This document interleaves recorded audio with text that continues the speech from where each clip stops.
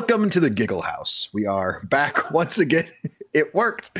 Yeah, y'all try and get me beforehand. I'm going to get you as we start. Our adventure is continuing. That is awesome. I'm DM. These are the players. Say hi, everybody. Hi, everybody. Oh, well, fine. Fucking nerds. Yeah, too fucking right. Jordan, what do you have to talk about? Yeah. So announcements, things that I can talk about to all of you, but by the time this comes out is like 3 weeks in the past. I did Theater Anonymous. It's a Wonderful Life. I was Clarence, and I got to be alongside Jordy Montez as our George, who was just phenomenal. So if you saw that like 3 weeks ago, you saw a great show. Jealous. Yeah, because I was bound to secrecy until the show. Also, about the time that this is airing, the No Latency podcast that I've been talking about, the Cyberpunk Red one that I did a guest character on, that will be also out and streaming. Still no word on the Ugly Radio announcement yet, but I'm just gonna kind of do these rapid fire to get us into this game. So I am out of our regular announcements except for the Jamie announcement. Oh, hi. Now, I know what I present to you every week is usually very polished and professional, but I see your face, Jordan, and I don't appreciate it. I didn't say a word.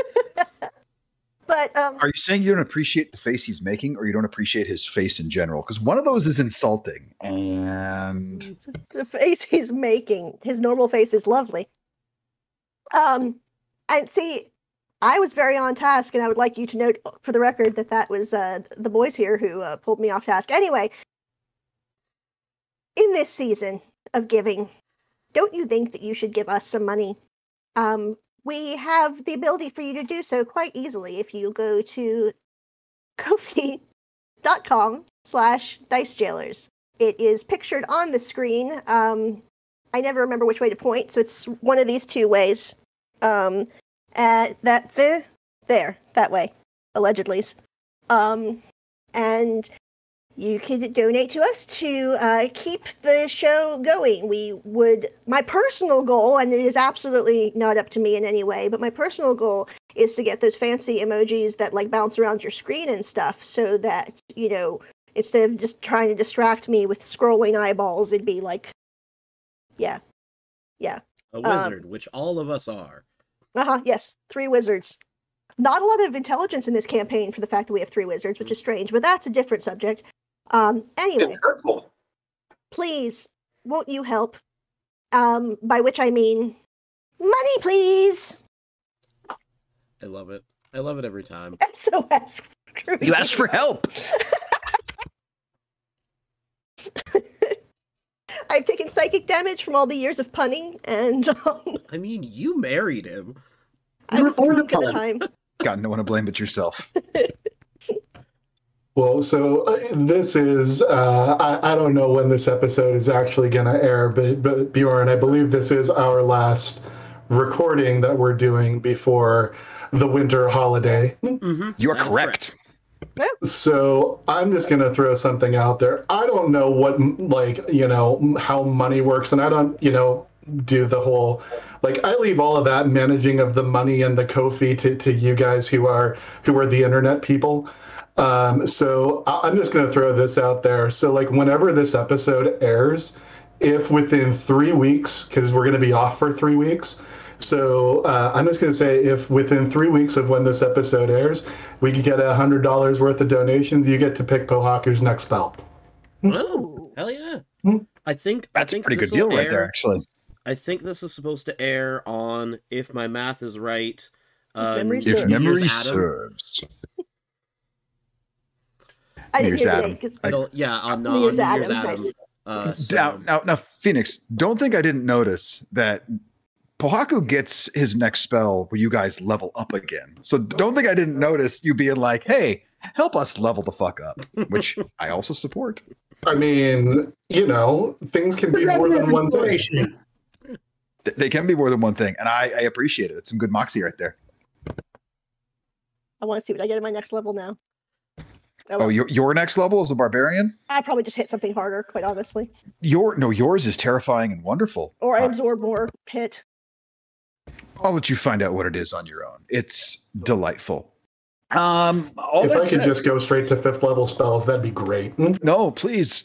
I'm not ready for that. I'm just not ready for that at all. Oh yeah, you just found the barbarian leap thing that you get. Money, extra super, please. Just give My them players that people can And if pay you- us you to know, pay if you- Bjorn if to you level us donate- up. If you donate $200, you get to pick Siobhan's next ability, which you don't actually get to pick because, that's just how the rules work. I was going to say, you could absolutely pick my next spell. Also, my Yeah. first spell. A barbarian casts glaive. All that said, I think that gets us back to where we were.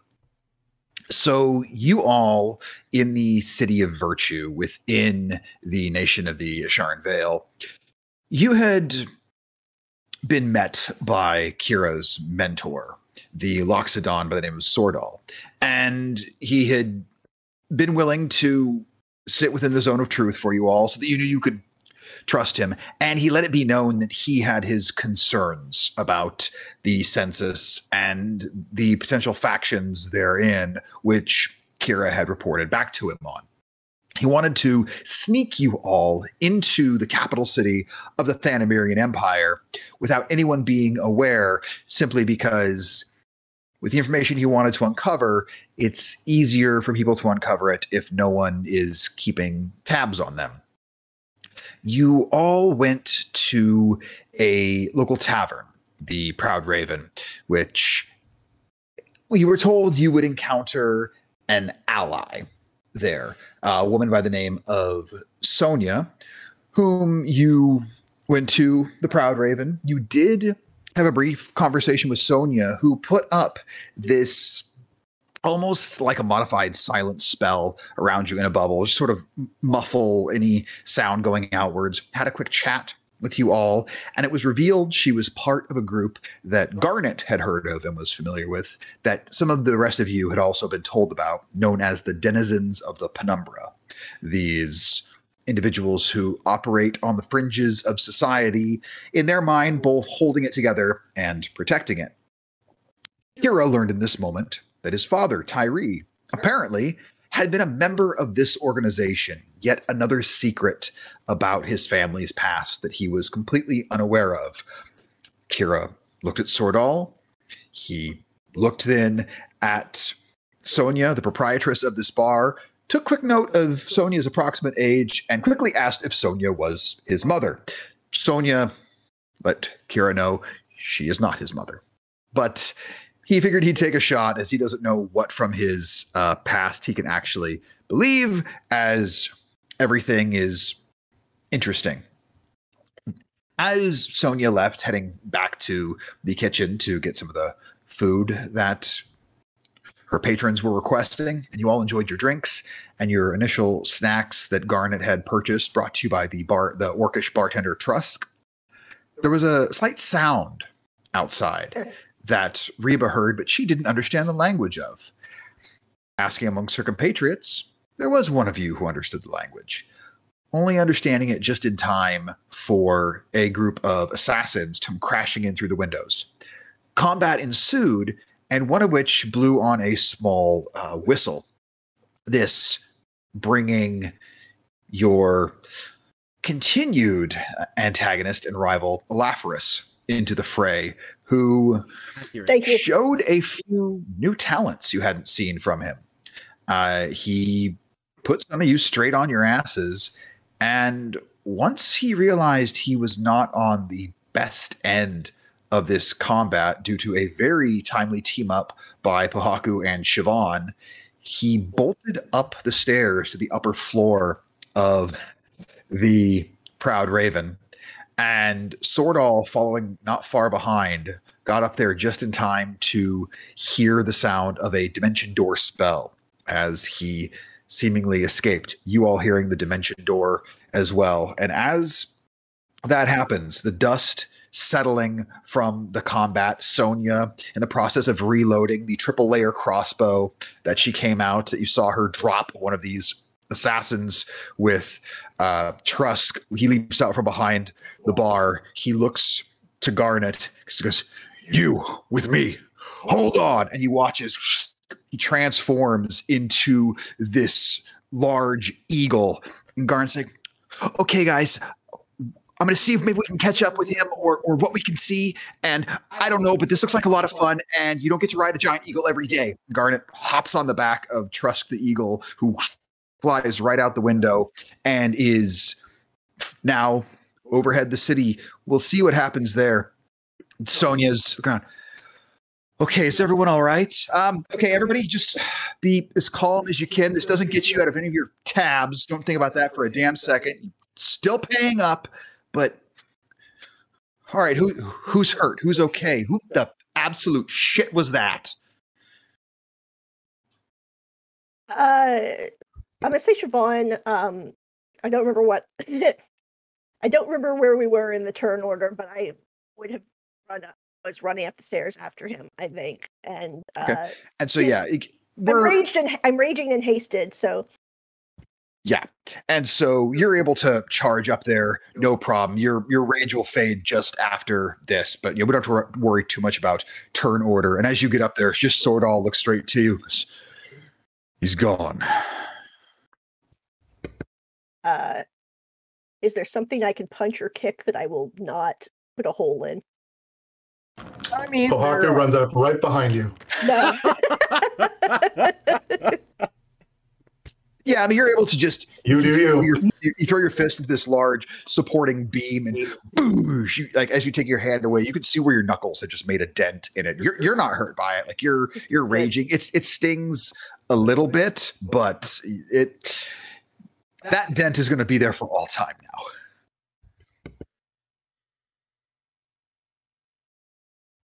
So just a quick point of order question.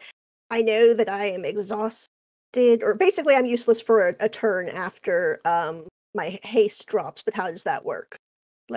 So Swordall he looks at you and goes, "You're going to feel fatigue for a moment.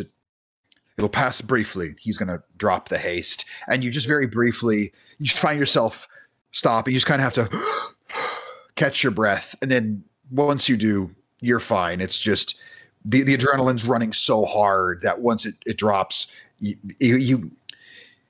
know how like we always breathe, and you're breathing just fine until you think about the fact you have to breathe, and then you're conscious of your breathing. That's kind of how it is when the haste drops. Is all of a sudden you're very conscious that you're not breathing, so you have to take a large inhale of air, and then you're fine as you kind of regain your balance. You get lightheaded for just a few seconds, but your rage has dropped and the haste has dropped as well. And yeah, you can see the very clear frustration as well on Swordall's face. Well, I think that once the haste and the rage drop, I probably realize that I'm at 10% health and kind of like just slightly like kind of lean against the support beam that I just punched and kind of slide down to sitting. I'll go ahead and cast. Well, considering my spell slots left, I'm gonna cast a couple first level cure wounds on Siobhan there. I don't know how far So he's gotten already. The spell itself could potentially put a good amount of distance between us. Hopefully he doesn't get too far away. Sorry, real quick, just before topping off, Siobhan, others were down. Like, is anybody still down? We got everybody I'm back. not down, but I'm not up either. You were stable. Yeah, you were stabilized, but you're like, yeah. So I think we need to get at least one of those on Mannix. yeah, so Siobhan just takes 17 healing. Oh. I'll cast another one for Mannix. Mannix is going to take 12 points of healing.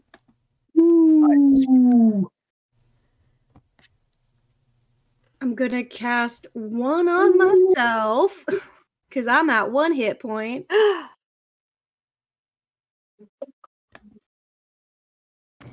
Can I cast suggestion on Reba and suggest that she be at full health? The spell fails. I'm just gonna give myself 13.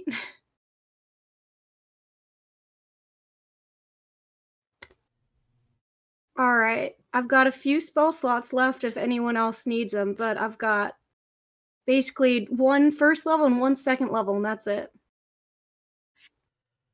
I've got the strength in me to get a couple of us back up if some of us get knocked down again, but it won't heal much. Siobhan, you see her suddenly, it's like she's sitting on the floor, like back against the post, legs up, kind of, hanging over, like arms on her, elbows on her knees, kind of head hanging down, and suddenly she sits up and like rushes downstairs, and she's looking for the dude that she saw use the flute that summoned Olaforis. Okay. Yeah, you're able to find his very gooched body as he's no longer one with this world. But yeah, you find where he is, not too far from the table where you all were seated. Okay, can I find the flute?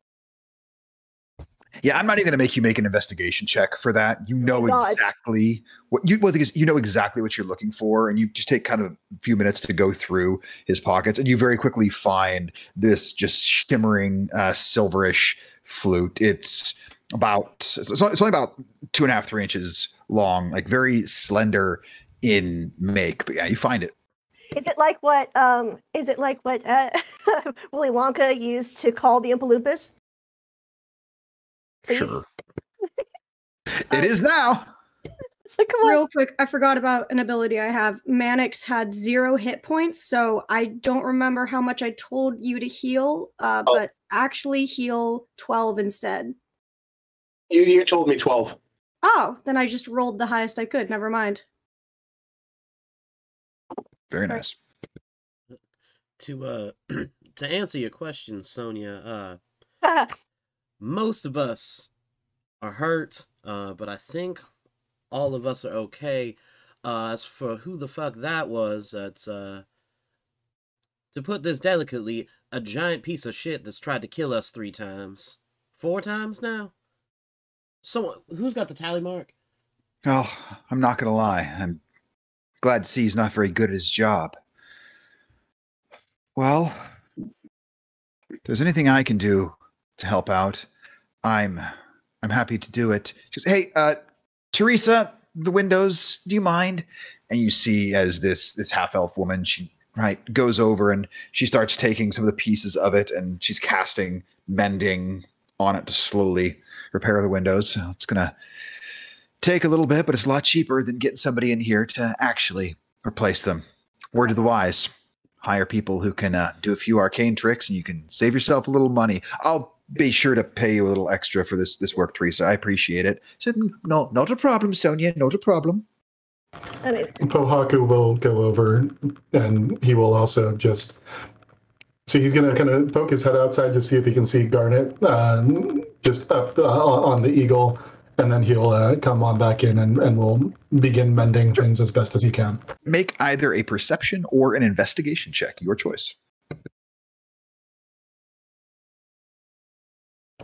That is a 12 investigation.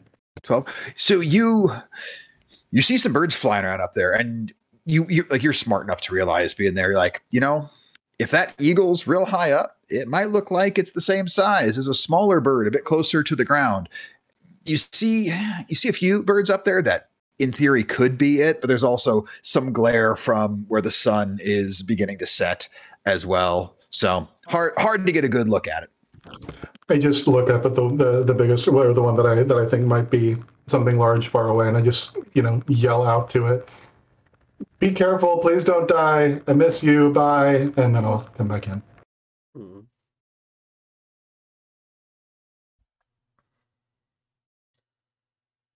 We really need to figure out a way to keep him from teleporting away, because he keeps doing that, and I want him dead.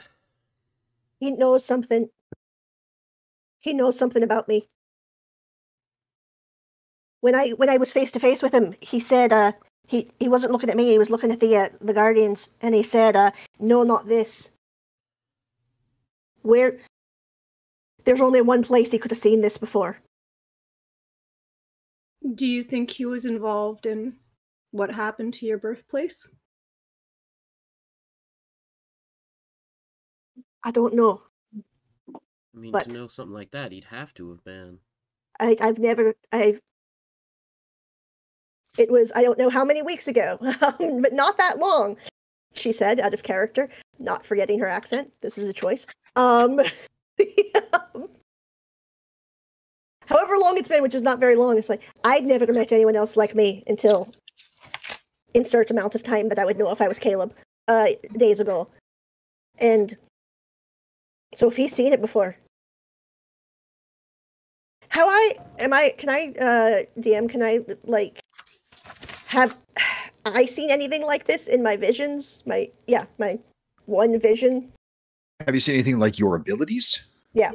Yes. In the vision where there's more clarity, where members of the Kalashtar were fighting back, you definitely saw some things that were similar to this. You saw one large warrior in particular who was cutting down many of the attackers, that as they did this, you saw a very similar image to what you see. Like, as you think about this, because there was so much chaos in it, but you're trying to think back and focus, and you almost feel like there is something guiding your consciousness as you think back and try and remember it. And you remember this one very large individual, looked like they were fighting with a big two-handed sword, but as they would engage individuals, this same sort of energy came off of them, and whoever they were directly engaging was very, very, very similar to what you do.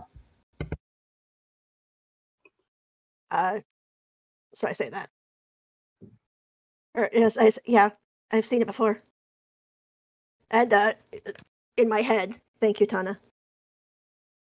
Of course.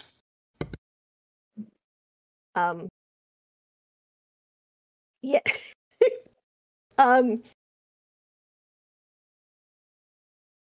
Siobhan's overwhelmed. You see, like, she can't quite decide to be excited or freaked out or angry, and is upset, and is just kind of pacing, like, and like just can't decide what to do about anything. Is anyone linked to Garnet right now? Of course, she'd tell us if she could see something. I think a couple of us were, but I don't recall who. I mean, I'm sure I would have been. Yeah. Sortle, I beg your Yes. pardon. I show him the whistle thing. Go, do you have any idea what this is? This is what this kick the body near me. Not violently, but you know, like this he played on this pipe to draw Olaforis. Some sort of signal to communicate. Unquestionably, this could be useful to us in potentially finding him. Mm-hmm. You point out something very poignant, Siobhan. The fact that he keeps getting away the same way when the tide turns against him. It seems to me that if we can find wherever he is, hopefully he hasn't gotten too far, one of his skills can only recover so much without a complete night's rest.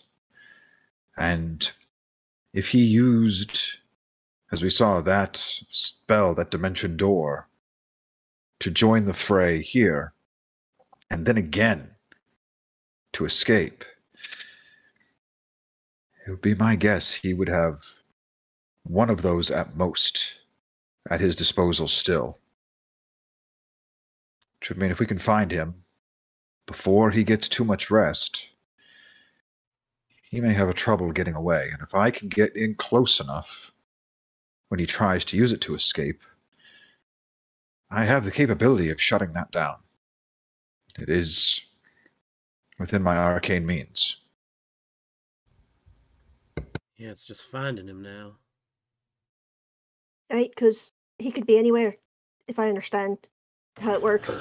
I turn to the wizards. Actually, Siobhan doesn't know you're full of shit. I turn to the... She turns to the wizards. If I'm gonna... Sorry, just real quick. I'm gonna reach out to Garnet mentally and just ask if she's seen anything. So I just reach out to her. Hey Garnet, so we were talking down here, and Sertal thinks, you know, this guy can probably only do that once a day. So if you've seen him and you know where he is, that'd be great. So that, you know, then we could, you know, maybe go like punch him or something like that. Pohaku out. And it only takes a moment. Pohaku! Oh my goodness. Okay, I'm on this huge bird. This is so fun. I mean, okay, I know we're doing serious things. We totally got to find that Olaforis. We totally got to get him. And I think we will. But a couple cool things. One, my hat is totally staying on. We need to tell people about V's hats because these just stay on even in the strongest wind. These are so great. Also, I can see so much from up here. We haven't spotted him yet, but if we do, I totally think we should find where he's standing. We should absolutely get him and take him out. And yeah, I think it'll be great, and I think we'll totally get him, and we'll work from there. I'm being mostly safe. So Trusk, he did a barrel roll that was so cool. I've got a good grip on there, so it was fine. But no, seriously, everybody should try this out. If we find anything, we'll let you know. Okay, we're gonna keep looking. All of you just hear, oh, I want to do a barrel roll. I would like to apologize. We probably should have warned the audience in advance that the best member was not here today. I mean, they can see it. I know, but they're like, but why? I mean, if you want to do my best to do a good Garn like, impression. I will do my best. Well, I can give you a boost and just as far as up as we can go. Just put one foot in my hands and get ready to jump. Okay, we should probably go outside first. That's fair. A ceiling would not help for a barrel roll. I mean, this is a 2-story bar. Like, you look up above you, there'd be enough room to toss Pohaku up, and he wouldn't hit his head on nothing. I put my might foot not into your be hand. smart, but Okay. I think I'm wise enough to know that the Excellent. owner of this bar would not be happy. Sony's kind of watching on, ready to see what happens. Reba, why don't you make an athletics check, and Pohaku, make an acrobatics check. Let's see what happens. Amazing. All right, what's my athletics? We need to track this guy that killed us, but first... I know, I'm like, First, nonsense. are you serious right now? I got a 14. Very nice, not bad. So you toss him up there. What'd you give that acrobatics, Pohaku? 11. 11. So, I mean, you hop up and you're able to get like a twist in the air. You don't really like a full backflip and you land down. You did a barrel roll. It's not the most impressive thing, but nobody got hurt. So it was fun. I think a little bit more practice, we'll be ready for the cheer team. I just look to Reba, like hold out my hands over to your shoulders. There's just tears welling up in his eyes, and he just gives you a big hug. Aw. Dude, anytime. Like, anytime you want to pull 6 stunts, I want you to know I am here for you and 6 stunts. Always. You guys invented drag brunch in the last campaign. You're going to invent the fucking X Games in this one, aren't you? I was gonna I say, am the X Games. or possibly like Cirque du Soleil. Either or. Can we? Yeah. That would make me so happy. I'm, You gonna We'll tell see that what face no? happens. You gonna tell that face no? I I adore would never Cirque du dare. Soleil. for good reason. It's a lot of fun. And there's a reason why I It's said that a one. lot of fun. Yeah. Anyways, yeah, I guess we should look for that guy, right? Yeah, from what I remember from studying that spell, he certainly can't get out of town. I think it was, what, in the realm of 500 feet? That's absolutely correct. 500. Unfortunately, I don't have any sort of like tracking spells prepared or anything. And it could be in any direction. Could it not? I mean, he could be inside a room in this building, and we don't know.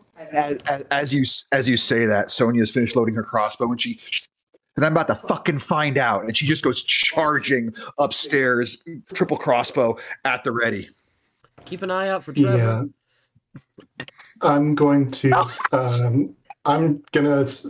send Pueo up with her. I will also run up the stairs, but so Pueo's going with her. As soon as we get up the stairs, if she goes one way, Pohaku will go another way and also start searching as well. Perfect. And so you guys just are able to full on SEAL Team 6 this as you just check them one at a time, each room completely empty. And just after she, a few minutes pass, she finishes the last one. Oh, I was really hoping he was going to be up there. I just wanted to unload this thing again. If I find him, maybe he's down in the cellar. Ooh, that'd be a fun mistake. I run down to the cellar with her. As they're doing this search, I'm going to lean over to Siobhan and just, if something changes, let me know. And I'm gonna have Umbani just bolt out the door and just do a little bird search. Are you warging him? Yes. Awesome. So through his eyes. Yeah, give me either a perception or an investigation check. Yep.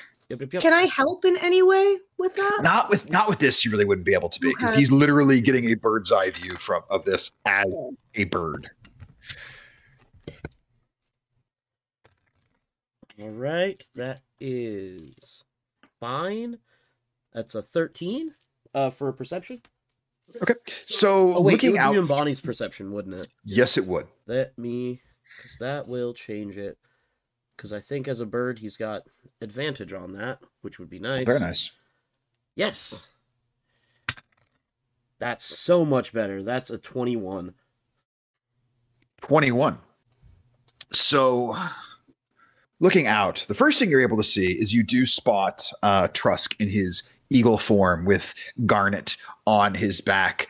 And you can see Garnet is very focused and somehow still having the absolute time of her life riding on the back of this eagle. She's somehow making this focused investigation look very fun. Mm-hmm. Few would have this capability. You are not entirely surprised that Garnet does. Yeah. And as your gaze peers out over the town, there are a fair amount of people moving about, especially moving away from the Proud Raven, folks who are on the streets in just the few short moments in which this violence was taking place.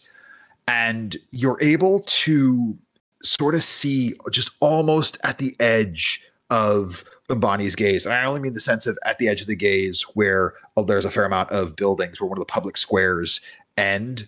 You can see a lone individual that looks wounded running in that direction. The clothes very clearly matching that of Olaforis. Do I know he's probably a good, I'm gonna say at this point, with how he's been running, close to a good 1,000+ feet away.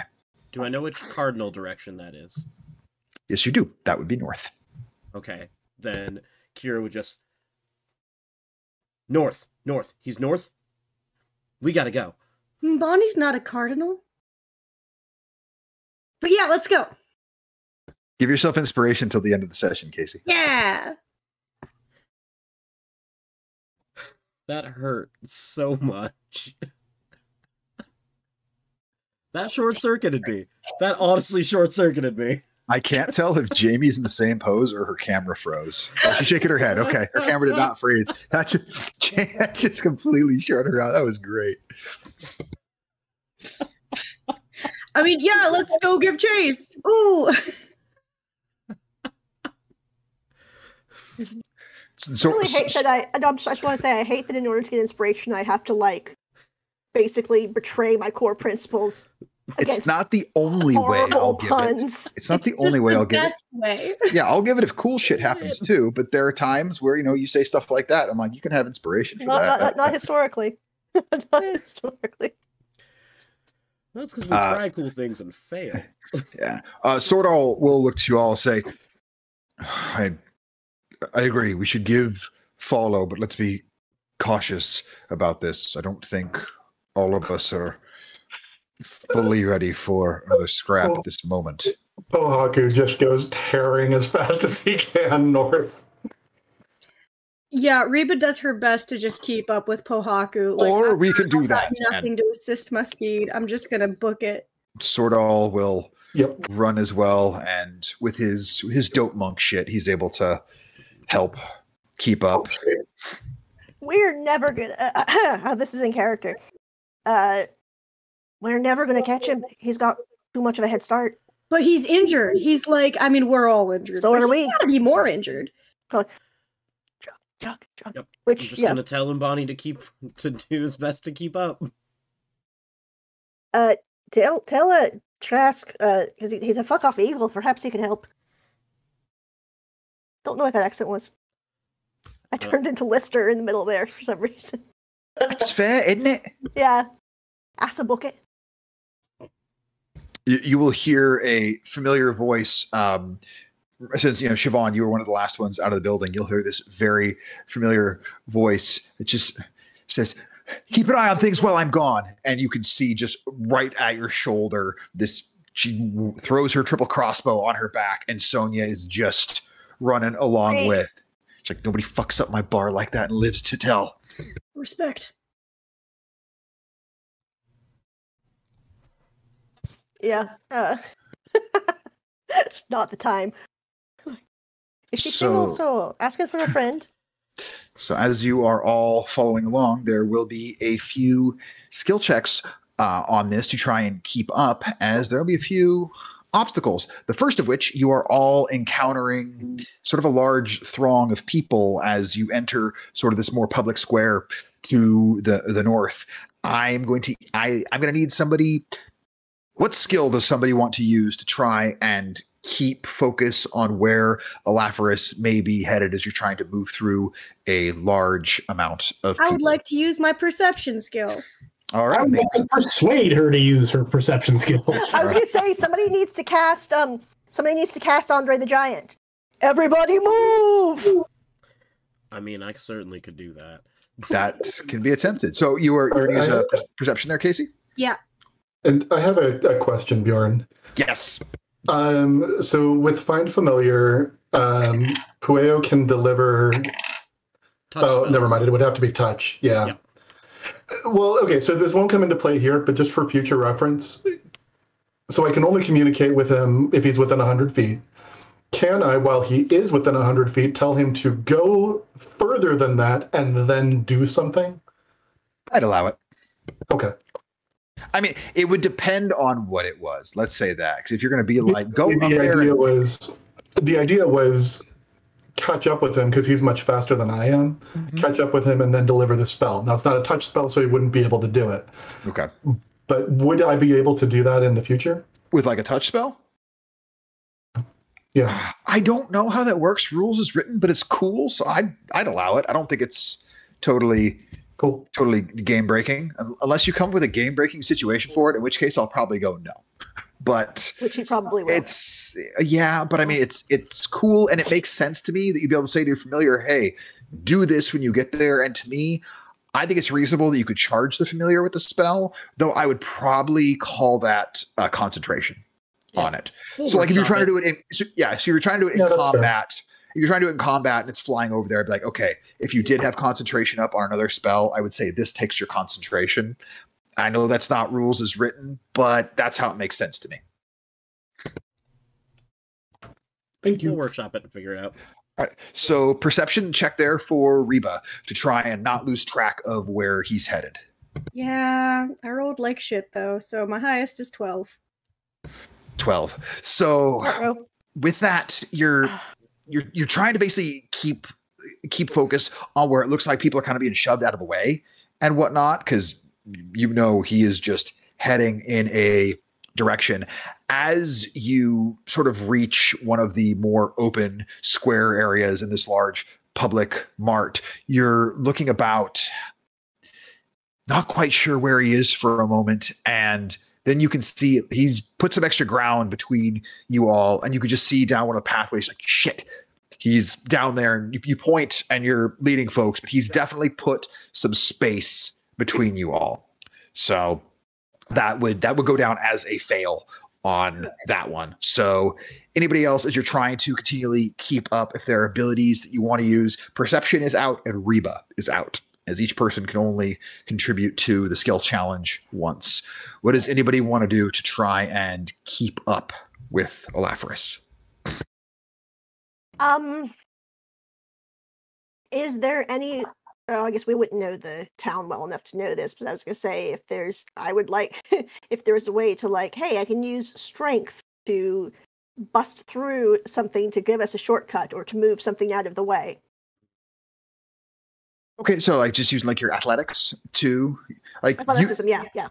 Okay, you could definitely do that. Where I'd like you to do one of two things: is either just be kind of shoulder checking people out of the way a bit, like coming through, like official badass business, time for you to move, or if you just if full on wanted to like knock down one of the mart stalls that's there to just have a more direct path. Actually, I have a different idea. Okay. Now that I've said that, because I don't want to hurt anybody else. Are there any horses about?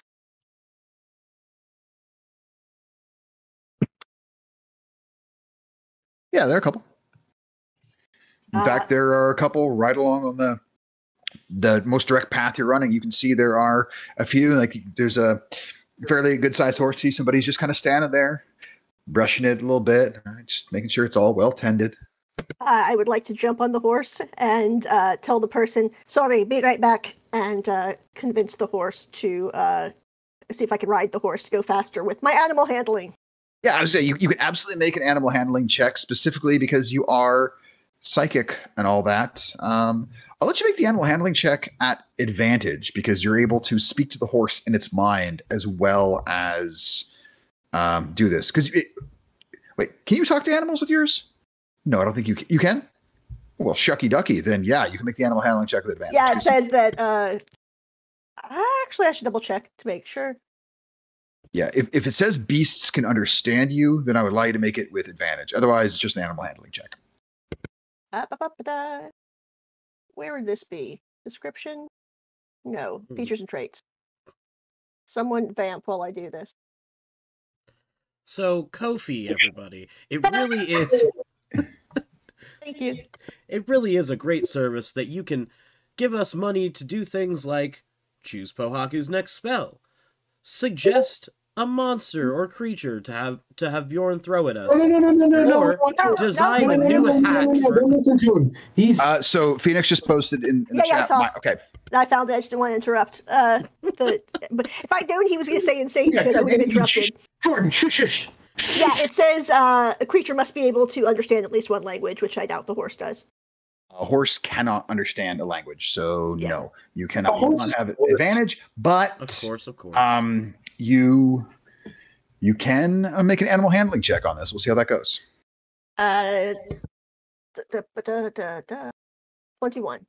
21. Yeah, you hop up on there and whoosh, you are riding off on this horse, and people are getting the absolute hell out of your way as there is now a horse running through the mart here. The person who's that was my horse. I did say I would bring it back. I'm gonna run up to him and just slide a platinum into his hand. It'll be back, and keep running. It's a very okay. I hope it is. I'll believe you through. I like that horse. And yes, Siobhan, I realized you did say I'm going to bring it right back, but it's all somebody you don't know jumps on their horse and starts riding off. You know what? Just make a persuasion check. Let's see how much they believe you. Me? Yeah, I want to see how much they believe you that the horse will be back. And then, Kira, I also want you to make a persuasion check. I want to see which one, if they believe you both. They don't believe me very much because I was Nate. Nope. I look a lot like a brigand. Let's see. Persuasion, you said? Sure did. That is an 18. 18. So they're ready to put up extreme protest. When you put the platinum in their hand, you say that the horse will be returned. They're okay. I'm gonna believe it. I'm gonna. That horse was not worth 1 platinum. Yeah. You don't know. It's only 10 gold. It's a very nice horse, but you are now definitely gaining ground as he is having a hard time running faster than a horse, and people are clearing out. You can see up ahead where he is, and the ground is starting to decrease. Is there anything else anyone wants to do in this chase? Yeah, Pohaku is going to, just as he kind of takes in what's going on here and is just running as full out as he can, looking around at my companions, who do I think is going to be the most likely to lag behind? The most likely to lag behind from your companions, it's kind of a three-way toss-up between I think Kira. You know what? Yeah, you know what? Yeah, I'm just going straight to Mannix because that guy is clearly helpless. So just looking around at the group as we're charging forward, he's going to look around at the group, run over to Mannix. Probably has to slow down a little bit, and then refine Mannix, and then he's just going to be like, "Hey, we got this. You can do this." And he's going to go ahead and kind of tap you on the shoulder, pat you on the shoulder, and cast Enhance Ability for Constitution. And I don't know if that's going to work, but that's kind of the flavor that I'm going for, just enhancing the constitution of our party to charge forward and sprint as fast as we can. I like it. So for that, go ahead and you can either make an Arcana or a Survival check to go with that. Well, that's a +5 or a -1, so this will be Arcana.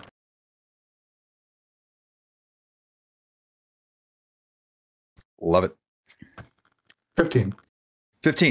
So yeah, like Mannix, you feel yourself being bolstered by this, your overall constitution. All of a sudden, like, you're not much of a runner, Mannix. You and sort of doing athletic stuff doesn't really go hand in hand. You've got people for that. And you started to feel one of the most dreaded sensations that can possibly happen to someone of the House of Soul. You had started to feel yourself begin to sweat. And we all know what sweat does to clothing. And as this spell is cast upon you, all of a sudden, like moisture wicking fabric, the sweat is just gone. And you are now keeping up this good, hearty run, not sweating at all. And you're like, okay, this I can do. I can do this. My clothes feel dry. They feel wonderful. I feel refreshed. And we will call that. You also gain 8 temporary hit points, Mannix. Nice. Very nice. What did happen, and I'm going to throw it in the chat there for you all, is as Olaforis notices that there is some gaining on him happening, you can't hear him say it, but you could read the body language of someone's going, shit. And he runs as he enters an alleyway, places his boot up on a crate, leaps off of that across to the wall itself, then kicking off that Jackie Chan style, and then basically grabs a hold of a laundry line, pulls himself up, and lands on top of a building, and you can see him run into the upper level of it. I deeply resent that you invoked Jackie Chan's good name in relation to this bastard. And you see which building he has like gone into. Okay, so I'm the one who saw this, I presume. I'm to all of you Oh, saw this as it was quite the spectacle. In fact, pretty much everyone here was like, "Oh!" They're watching go up, and Sordal's. You know, he's slowed his. He's kind of gone to a slow jog as he's kind of watching up where he went. Reba tries to follow that exact path. Make an athletics or an acrobatics check. Fantastic. I don't expect it to go well. I'm sad. We're seeing no problems with this. Unfortunate. That's an 11. Yeah, so you leap up when you place your boot on this crate. The first thing he jumped off of, you just crunch, and it just kind of stomps down under the weight of your heavy boot. As his acrobatics is quite good. I mean, I guess it's a little harder than it looked. I'm going You're to very dignified, graceful, even. I'm going to try to command Umbani to find his way into that building. Using the same way that Olaforis went in, or try and find a different way in? I mean, he's a bird. He can just fly rather than flip, but yeah. Okay. So he flies up there and he's able to go into the building. And I'm also going to tell him, as soon as you can get inside, sneak rather than speed. Make a stealth check. I don't need him finding my bird. That is a 15. 15. Yeah, what's Umbani's armor class? That's, let me see.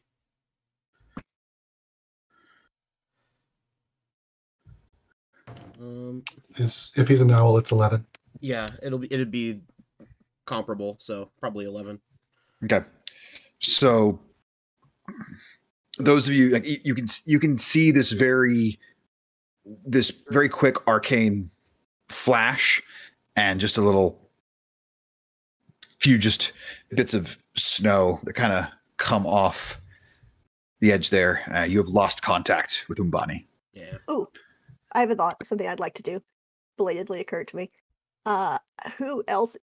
Any of you good at all with animals? Actually, I'm not going to ask. I'm going to toss. I'm pretty decent with animals. They seem to like me. I'm going to toss the. I'm assuming this horse has reins. I'm going to toss the reins to Reba, and I'm going to hold him steady and in the horse's head, because we established way back in the very first episode that I could at least kind of project calm emotions to animals, project chillness. You know, I'll allow it to present a suggestion, the same way that you would talk to an animal. Plus, you roll really high on your animal handling check. So right now, the idea that you're kind of psychically being easy there, I'll accept that. Yeah. So just very soothing and it's all right. You're very good. I'm gonna assume I saw the gender before I jumped on the horse. You're a very good horse. You're a very good horse. And I mean, if it's a boy, it's hard to miss. But you're a very good horse. And so I'm gonna stand up because I saw five-legged horse. Oh my god. I'm going to stand up on the horse's back because I can't go the way that the dude went. But I saw where he jumped up. I can definitely muscle my way up to the same pole that he used. So I'm going to try to make an athletics check. Use the horse to get up high enough. Come on, athletics. 17. 17. So you all, Reba, you kind of steady the horse, and Siobhan, you're projecting these calm thoughts into the horse's mind.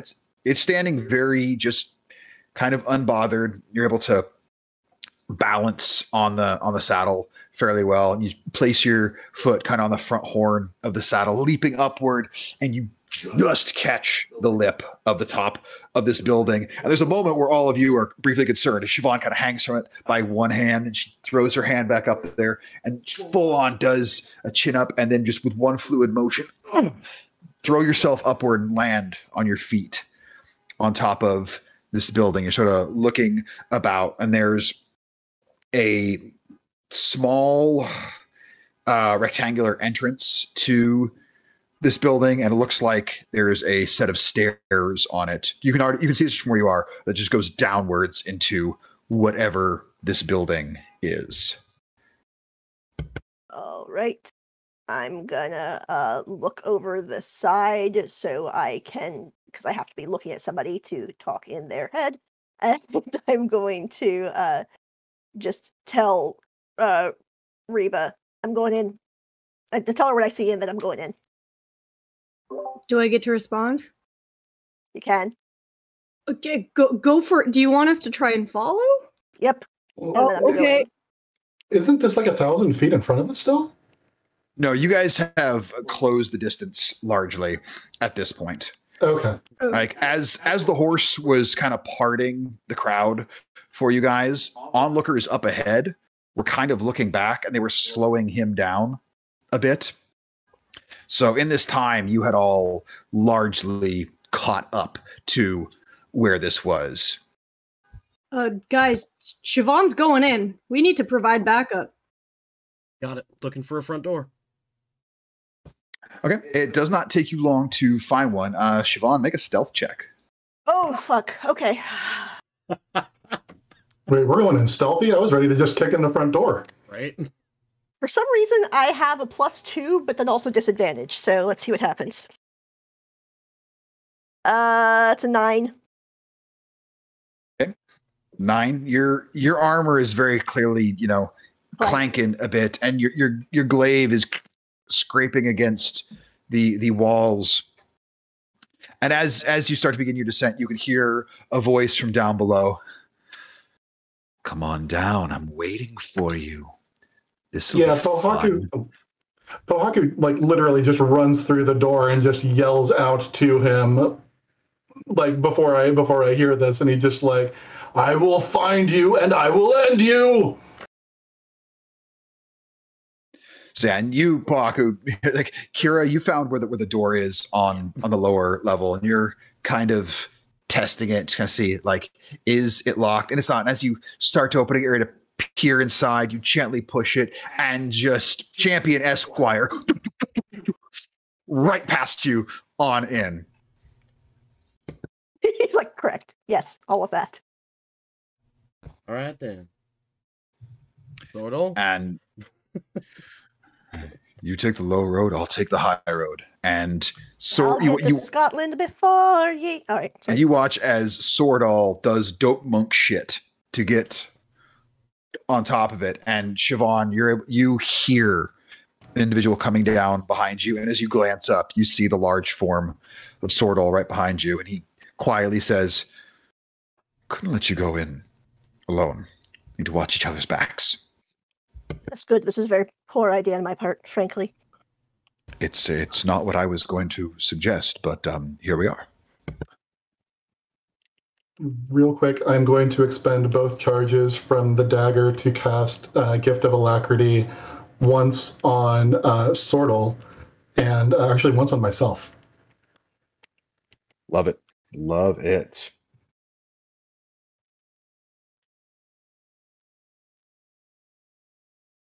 Yeah, this is... So that's a D8 to his initiative roll. Yep. This has gotten interesting.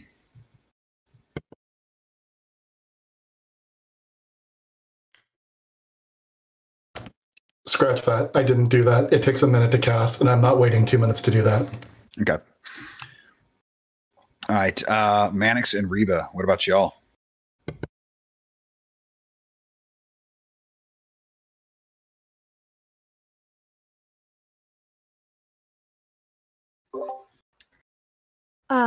I think, is this an action to use channel divinity to...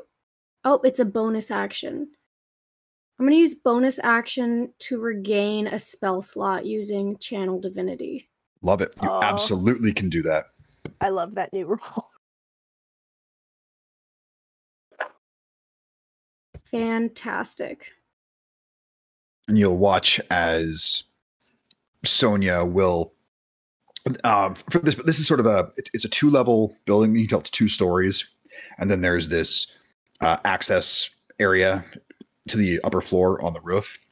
Sonia actually scampers up the side. You watch as she's kind of peering in one of the windows on the second floor, and she, hell yeah. On this, she takes a couple lockpicks out of her belt and pops open the window and just rolls backwards into the building and she's in there peering about, doing her own thing. If I were to gain bonus HP, does that stack on top of what I already have, or does it replace it? It would replace any temporary HP. Gotcha. Yeah, if you're talking specifically temporary HP, those don't stack. Yeah, temporary. Yeah. So you just take whichever is higher. All right. Yeah. This is not. Looking at how many hit points I have and realizing how not smart my move was, but I'm pissed. I don't have fucking ward. If it comes into play, Mannix, just so you know, as long as I've got concentration going, you do have advantage on Constitution checks. Hooray! Which is also concentration. Oh, dang. This is correct. There we go. So, Siobhan, where you are on this upper floor, along with Swordall, and give me a perception check, Siobhan. All right. Fuck. That is 5. Okay, so you're in a room. That much Proficient. you're completely sure of, and there's a large elephant-like dude wearing wizard's robes right behind you. Oh, was that a natural 1? Yes, and Okay. it says fuck. It does, and it's a little musty in here, and you've kind of got some dust in your eyes. It's kind of difficult to see, but looking about, this is very clearly a warehouse or storehouse of some sort. Large amounts of crates everywhere, and as you peer about, you don't see anything.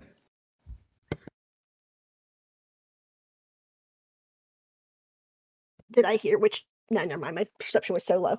I did not hear which direction his voice was coming from. It echoed. With the natural 1, no. With natural 1, you can barely tell it came from the same building as you. You're not sure he's a ventriloquist throwing his voice from another building. That's not how that worked. But okay. for a natural. I'm being playful. It's a natural. Okay. Go with it. Okay.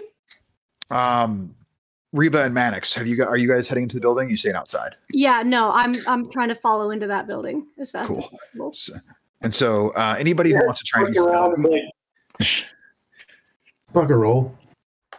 anybody who wants to try and be stealthy, go ahead and give me a stealth check. I know Pohaku is not being stealthy at all. I'll try. Sure. Why not? That's Pohaku charges in and then looks around. Where the fuck did everyone go? That's okay. 6, love it. 4, All Oh, stealthy.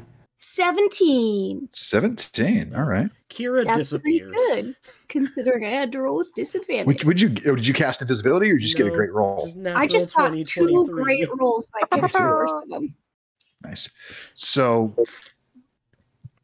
those of you on the lower floor looking about, again, this you can see how this is basically like a warehouse, storehouse kind of thing. And on this lower floor, you can actually see what it is that's being stored here. It's largely textiles, mostly like heavy winter clothes. You imagine these are being boxed up to be shipped somewhere or even brought to the market to be opened up and sold there. But that's clearly what is all kept here. You were a little focused on him. You wouldn't have noticed this so much. You would have noticed enough that this building is directly attached to another one.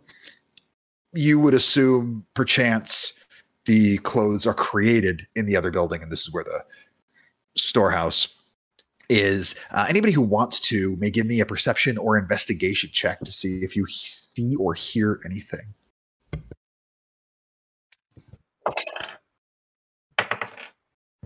Hey, that's one better. I got a 15 perception. 15.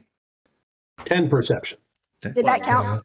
Did that include me, or am I still wallowing in failure? It does not. It does not include you. No, Still wallowing. You got your 1. Did anybody get higher than a 15? That's a natural 2.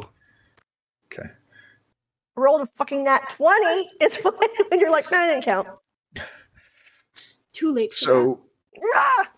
Reba, as you're listening out, you're not really seeing or hearing anything that kind of stands out to you. And then all of you will hear his voice. It's a dangerous game you're playing. Follow me in here. Do I pick you off one by one or all at once? As soon as Reba hears his voice, Uh-huh. can she cast Guiding Bolt? And I ask that because it says, first of all, Guiding Bolt seems like it just sort of hits. Second of all, a flash of light streaks toward a creature of your choice within range. Does not say anything about seeing the creature. Am I too full of shit right now? Yeah, you're a little full of shit. You got to be able to target it, but if you want to try and throw Guiding Bolt in the direction you think the sound came from. I mean, traditionally one casts Magic Missile at the darkness. Yeah, you do have to still hit with Guiding Bolt. Yeah, Guiding Bolt is an attack roll. I will happily let you. You'll be making an attack roll at disadvantage.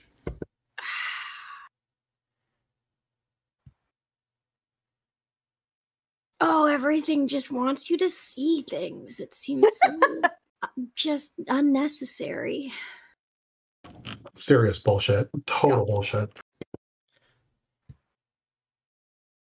Guiding Bolt is the only spell I have that doesn't say make an attack roll against a creature you see within range. I will say Basically, this. it can go around a corner, but you still need to know where you're targeting. Yeah. Quick Reba- question. Mhm. What kind of vision or sense does everyone have? Dark vision, true sight, tremor sense, whatever. Who's got any of those?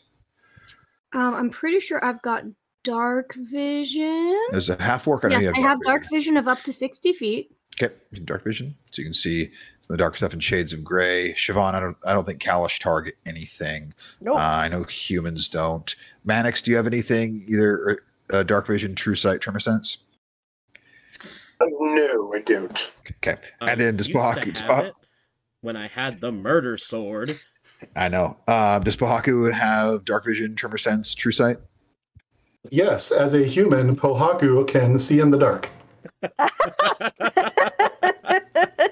As a normal human. Those humans from the Whispering Wood, man, they're just they're built different. It's because they eat their carrots. It's because they eat all those carrots. They can see real. No, sir. I am a normal horse.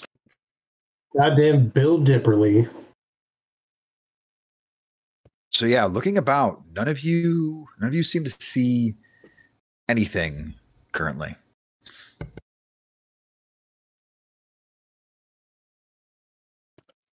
So can you describe for me, because you were talking about like lower level and some of us were there. Yes. Can you just give me a lay of the land and where people are right now? Yeah. So the lower level, it is a very just kind of large open warehouse floor. There is a large continual sort of workbench area that extends almost all the way around this extremely large room, broken up every so often for other where tables or tools are stored. Or there is another door at the opposite end of this building. It is clearly closed, and there is a big wooden bar across it.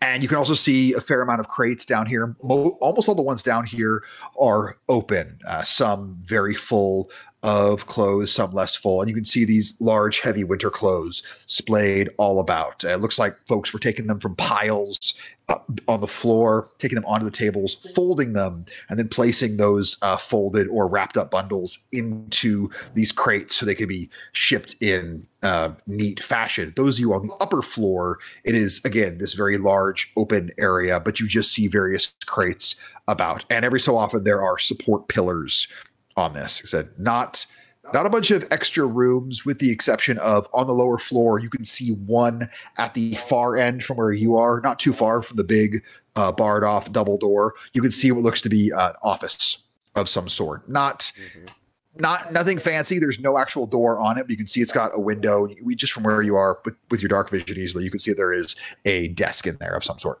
And so that was the other question then. So when you were talking about the dark vision, so is this entire, both levels are dark right now? It's dim light in here. Dim light. Okay. There's no actual light source within here at the moment, but since there are multiple windows, what sunlight there is outside that is getting in here creates enough for there to be dim light. You can see various work lamps around the place, where most oil lamps, that if you wanted to light one, you easily could. And then one final question. So 2 levels, did we enter on the lower and there's an upstairs, or we entered on the upper and it's a cellar?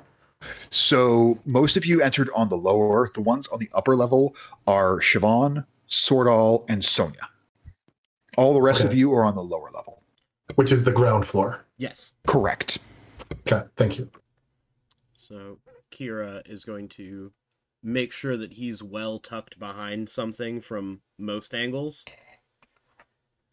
And then we'll just...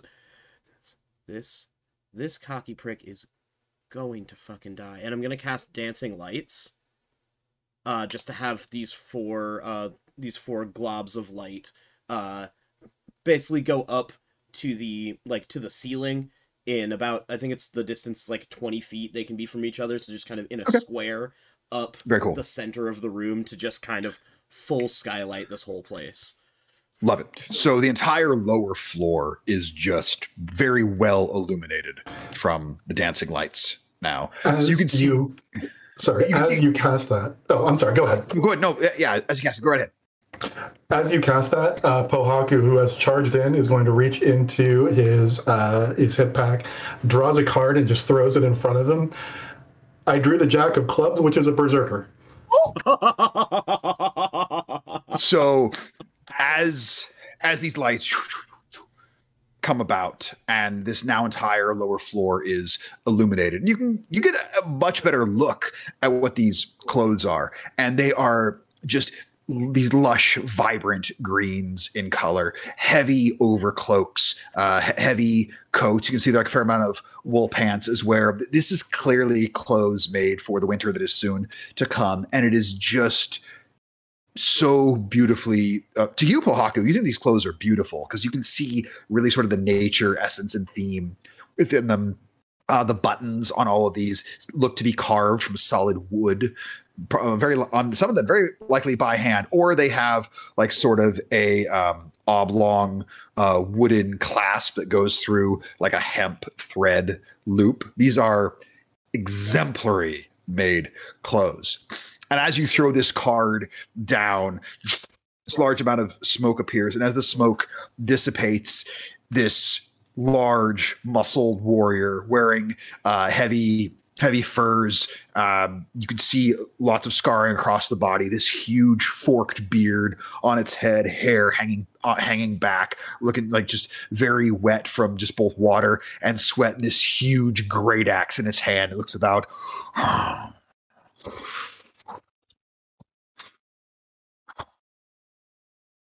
Is he wet because he's on a bridge?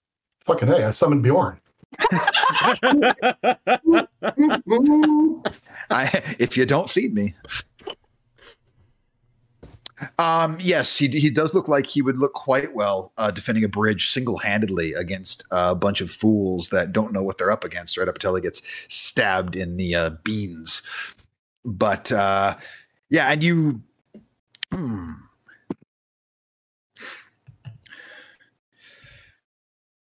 You hear the voice again. All right. Bringing friends. Good to know. Okay. Can I see Sortle? Because he's near me. Oh yeah, Sortle is not fine. He's almost back to back with you, just kind of like right at your hip, and he's just got his hands ready in case he needs to cast any spells, and he is just keeping an eye out, fully watching your 6.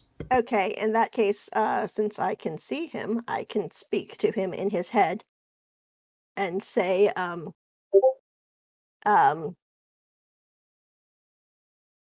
what do you suggest we do? I can't see shite.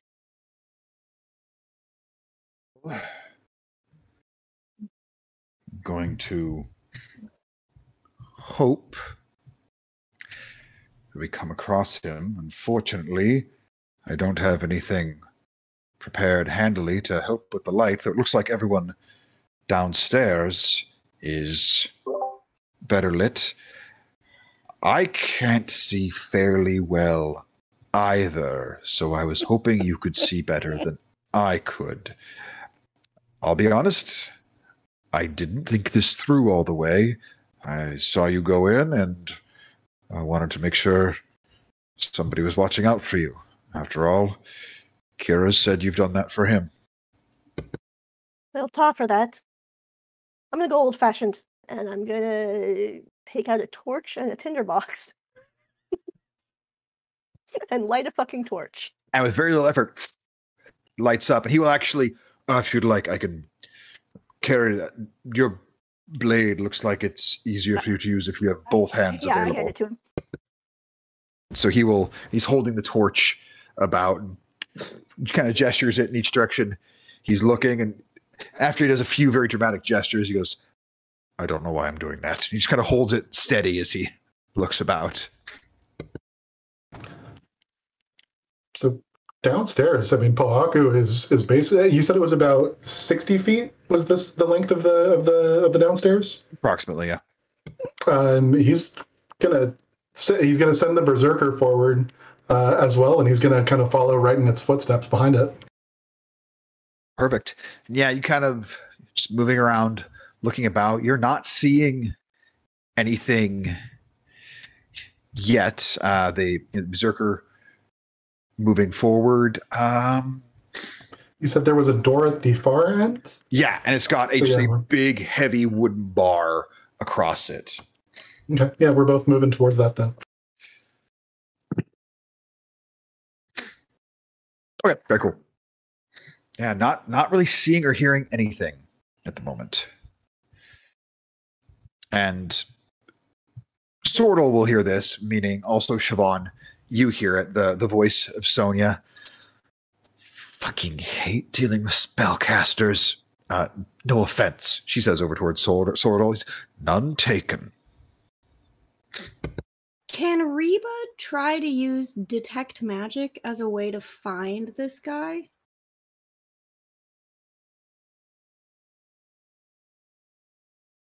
Hang on. I don't think so, but I don't want to say no entirely.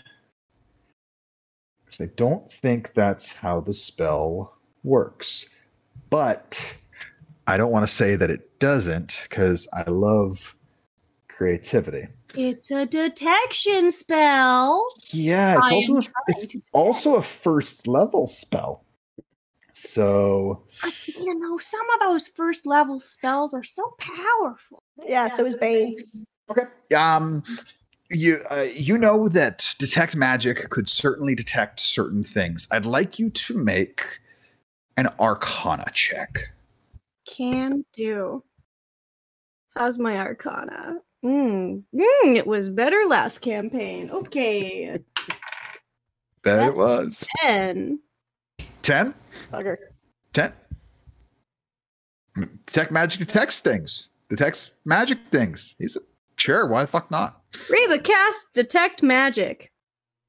Okay. So as you cast detect magic, it's on yourself. So anything within 30 feet. So any of the magical gear on your allies, you see faint hints of magic on them. You also see a faint magic aura around Kira himself, interestingly enough. And you see a very faint magic aura around Mannix as well. It's interesting. You haven't seen a ton of people who emanate their own magic aura. It's not unheard of, but they each seem to have their own slight magic aura. Looking about, there's one section of these coats that is also emanating a very faint magic aura. Not all the coats. And as you glance, they're kind of like the fanciest ones, but those are the current auras you see as you move about this area. I mean, Reba faces like Mannix and Kira for just like a half a second. Man, you guys must be really powerful wizards. Haven't seen that before. And then heads off to the coats. Can she detect what school of magic the fancy coats are emitting? Heck yeah, you can. Let's see here. They are... Oh, I have to spell that word right, or it doesn't really matter. Yeah, it's kind of one of those things. All right, cool. Yeah, it's a very, very, very slight hint of abjuration magic on the coats. Abjuration magic. And I don't connect that with Olaforis in any way.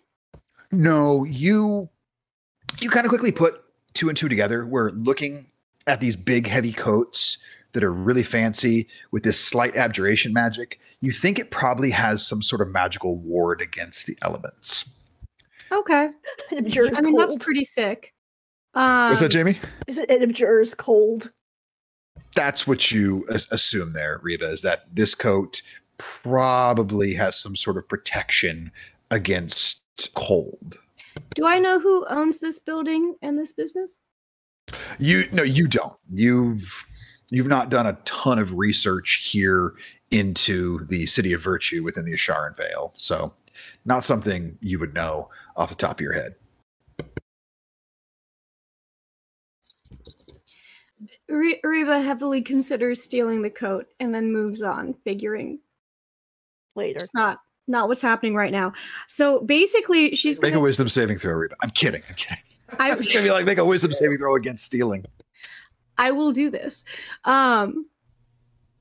Reba just, as you know, while detect magic is going on, she's just sort of gonna like walk through, speed walk, sort of go through the perimeter, try to get as far of a radius as she can where she could detect magic things or people that she would not otherwise be expecting. And she's just gonna really just find that perimeter and that circumference and try to find where that fucking voice is coming from.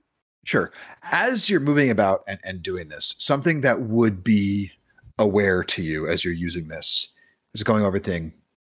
You do remember that through using detect magic, you can see these magical auras on any object or creature that is visible. There's the rub. This motherfucker. Okay. Can Pohaku be at the far door at this point? At this point, yeah, you and the Berserker are both at the far door. So Pohaku's going to get over to the door. Before opening it, he's going to draw another card. I drew the 2 of spades, which is a goblin. He's actually going to try to, if there's enough room, he's actually going to try to slide it under the door and just going to like slide it into the next room before opening it up. Alrighty. Yeah, I don't have any problem with you sliding under it. So you slide it in there and you can hear this. That's the Joker. Yeah. And then just gonna go ahead, lift the bar and open the door. So you pull it off there and open up into this second room on the lower level of it. And looking out into this room, again, it's more just where textiles are being like loaded up. There's some other crates in here. And the far of that, you see a small door that you far into this small door that you assume leads to the outside. This seemed like it's probably the entirety of it. And there are a few windows here where a little bit of light is coming in, but this was just sort of much of the same as the other area. You could also see a large amount of lockers on one side of the room, assuming for where the workers would store their shit when they're working. Okay. Pohaku, go ahead and make a general intelligence check for me.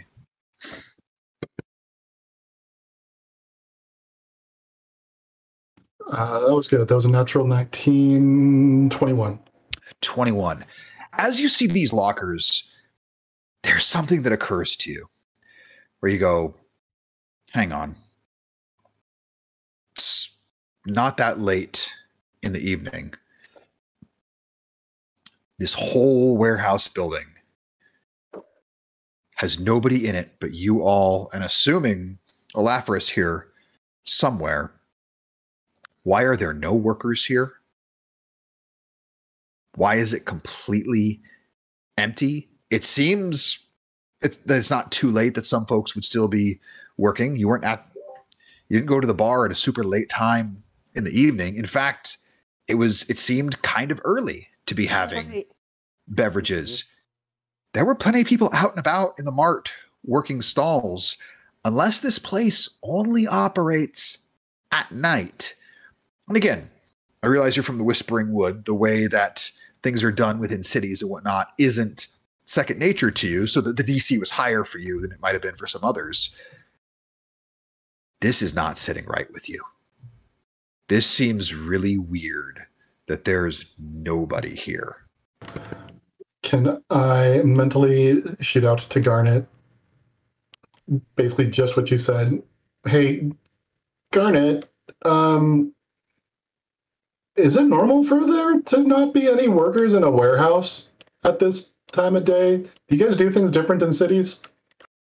Oh, I mean, no way. This would be kind of the best time to get everything done. Because if you get all your work done during the day, well, you see what we do is you go out at night and it's fun and we have drinks and we party and sometimes you throw axes or shoot arrows and daggers and stuff to hit stuff up. Well, you remember this stuff. Love you, gotta go. Okay. Who was down on the first floor with me?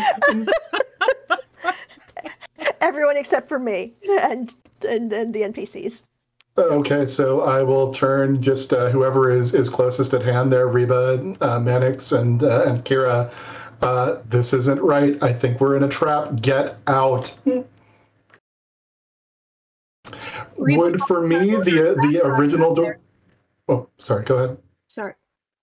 I just said. Good, Reba. Reba leaves, essentially. As soon as she hears you say that, she trusts Pohaku implicitly, and she backtracks out of there. Do you steal a coat? Yeah, I do. I'm sorry. This is a trick. Are you trying to be stealthy about it? Well, there's no one in there but our team, right? Yeah, as far as you know. So no. So yeah, you go over. You nice one, and I take it. You see one. You see one that's about your size. Like you're strong, you're muscular, you're strapping. Like you find one that's like because Reba's like what 6'1", 6'2"? Reba's fucking tall. Something like that. I would have to look at. She is. Oh, where would that be? Description. I know you're 6 foot plus, 6'4". Awesome. So you go over and you're about to head out, and you're right by the really nice ones. Your tech magic's still up, and you see there's an XL sitting right there, and you come on, man. And you go and just real quick, you just kind of throw it over your shoulders real quick. And you're like, yeah, that's gonna fit. And you just throw it under your arm, and you're out of there. So you can add that to your inventory. It is a cold weather overcoat. It's like not when you see, now you're seeing it up close. It is basically like a great trench, so like a great coat. It hits you at about mid shin. It is this vibrant green color with these hand carved wood fasteners on it, and this will keep you warm up to 10 degrees below freezing Celsius. Oh. Fancy REI code. It's very, very fancy. It doesn't offer you any sort of like protection against cold damage in combat, but as far as keeping you warm, it's got to be real cold before you would get cold wearing this. So Casey feels so bad, but Reba looks fantastic. So there we go. Reba's going to look like $1 million in this thing, but it's an expensive coat too. You don't know that. But yeah, exactly how much it cost. This is. I'm gonna be right back. I have to hold off on Olaforis killing me for a second here. For Pohaku to get out, would it be faster for him to backtrack the way that he came, or you said there was another door on the far end? Would that be closer? That one's closer by where you are at this point. He will charge to that one. Excellent. As you get to that door, that one is locked.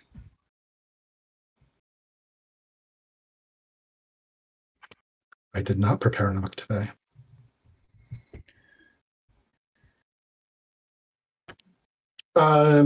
Just with I don't want to spend an action doing this, just with a passive intelligence or investigation of 12. Do I think this is like a really thick steel door, or does this look more like something that I could kick open?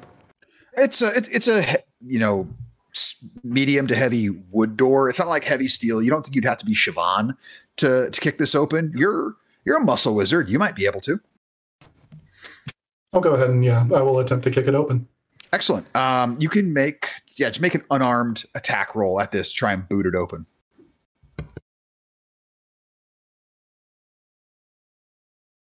Natural 19 for 23. Love it. You hit it hard, and the latch snaps off. And as that happens, I need you to make a dexterity saving throw. Is this a spell or magical effect? No, it is not a magical effect. It is a black powder effect. Uh-oh. A chemical effect. You said, pardon, I'm sorry, that was Dex? Yeah, Dex. 30-20. 30-20. All right, so let's see here. Instead of taking 22 points of fire damage, you will take 11 points of fire damage as boosh, this explosive goes off in your face as you kick the door open. Your suspicions about this being a trap are being very well backed up. And as that explosion happens, you're oh, this is fun. What are the rest of you doing?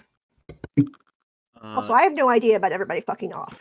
I mean, you heard that. You just heard a big explosion come from downstairs, and then you heard Olaforis' voice laugh and say that. Okay, so my question is, was it dark outside when we came in? Because it's like what, 5 p.m. if that? Yeah, the sun was starting to go down, so it's getting near sunset, not far from golden hour and all that. But because there weren't actually any lights on in here, the only dim light you had was from the sun shining in some of the windows on the west side of the building. Okay. So it should not, in fact, be pitch dark up here. It's not like we can't figure out how to get to the... Yeah, that's what I said, is you have dim light. Okay, I missed that. I thought we couldn't see shit. Anyway, I would rush towards the downstairs, having heard the explosion. Okay, so you go charging downstairs, and as you get down there, you can see where the dancing lights are up that Kira has created. You can see where the smoke is now beginning to clear as it's going to the outside where Pohaku is. Mannix, what are you doing?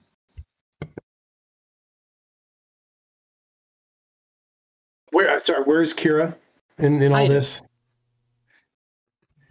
Yeah. That sounds like a really good idea. Give me a stealth check there, Mannix. Okay, I'm good at these. 12. 12. Shield would not on that. As it was not on attack roll, it was a pure saving throw. And so, Mannix, you're in a spot to hide. Siobhan, you can clearly see where Mannix is attempting to hide behind this one crate, and he's just so ostentatious in his clothes that it's kind of hard not to see him. Kira, you're very well hidden, and Swordall he goes down the stairs behind you. Siobhan's kind of very carefully looking back up, and as it gets down there, seeing that the dancing lights are up, he's going to snuff the torch as to not completely waste it. You guys have no idea where Sonia is, as she has practically become invisible with the stealth check she got. All right, so the only person it sounds like the only person I can see is Manix, and you can also see Pohaku. Oh, right, okay. So, I said, the fuck was that? Referring to the explosion. I mean, you see Pohaku. I mean, he just took the blast, and he's basically he's continuing out the door. So this would actually be like 2 rooms away if you came down the original, like into the original stairs. Okay, so yeah, you're just seeing the back of him as he goes out there, and you can sort of see him putting out this singe on his shoulder. You're able to put 2 and 2 together. What probably happened? There was an explosion, and he got caught in it. He's hurt, but he's definitely looking around to see if he can spot Olaforis. Yeah, I would have been listening for where the voice came from. Probably be hard to hear anything after the explosion, but it was fairly hard to hear after that. Go ahead, Kira and Siobhan, both give me perception checks on this.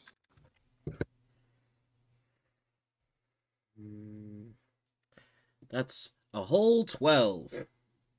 18. Siobhan, you can tell the voice came from somewhere on this floor. Came from somewhere on the ground floor. You have no idea where. It's a very large floor, but when he had said that, there's no way it was on the floor you were on.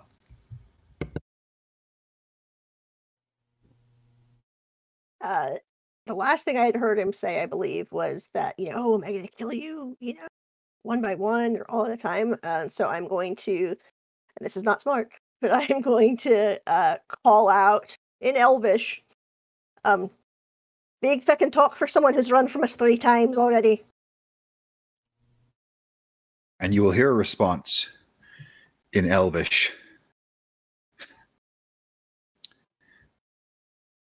Big fucking talk for a survivor of a forgotten people.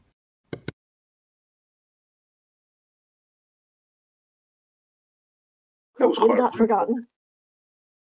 What's that? I said, but you've not forgotten. No, I haven't. And if you kill me, there's a lot that will be forgotten. Because I bet you'd like to know things that I know. Because I can guarantee I know things you don't.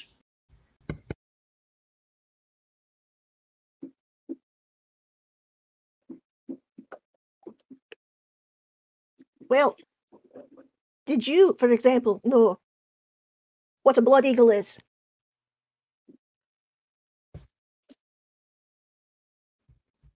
Oh no. I've heard of such a thing. Then you must also know that you can continue to talk with your lungs on the outside of your body. Make an intimidation check with advantage.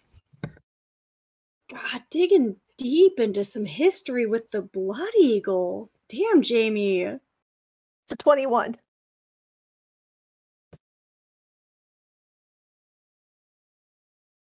Well then, I don't know if I want to kill you first or last now. You intrigue me and terrify me.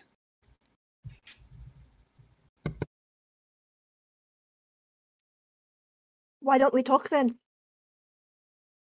We're talking now, aren't we? Yes, but you do so want to brag about how you know about my people. Why don't you tell me?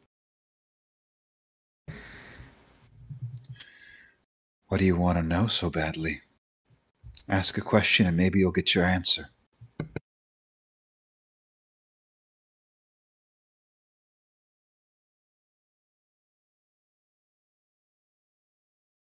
Who ordered the attack? Deacon Hollowkeeper.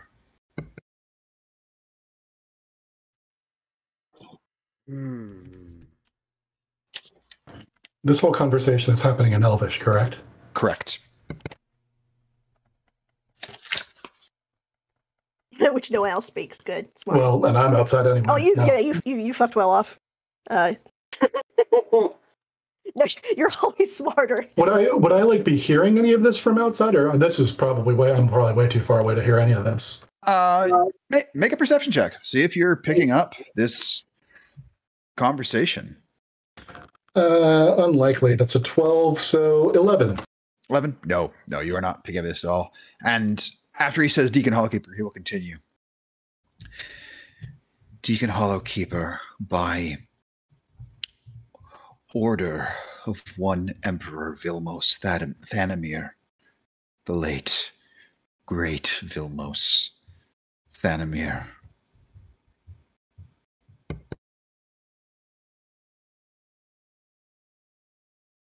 Hold on a second. I'm having to make notes. Of course. Yeah, and all of you would know Vilmos Thanamir is the previous emperor who died. His son is the current emperor, the Emperor Alistair Thanamir. Vilmos being famous for ruling with an iron fist, as well as being the one who ended the war with the nation of Eofiol when he struck down their Jarl in single combat. Don't suppose any of this extra talking might help triangulate where he's at. Go ahead and make a perception check. It's me with disadvantage. All right. Why? Why would you do that to me, Dice? It's like a 3. What? It'd be awesome. Well, if it wasn't a disadvantage, it would have been great. You're kind of getting the sense that you've gotten the sense that he's probably, if not definitely, invisible. Mm-hmm. And he's also clearly smart enough to not stay in one spot for too long. The direction of the voice keeps changing. And so every time you think you hear it, like, it's coming from a different spot, and you're not able to pinpoint if he does have a pattern to his movement. You just can't pinpoint it. Mm-hmm.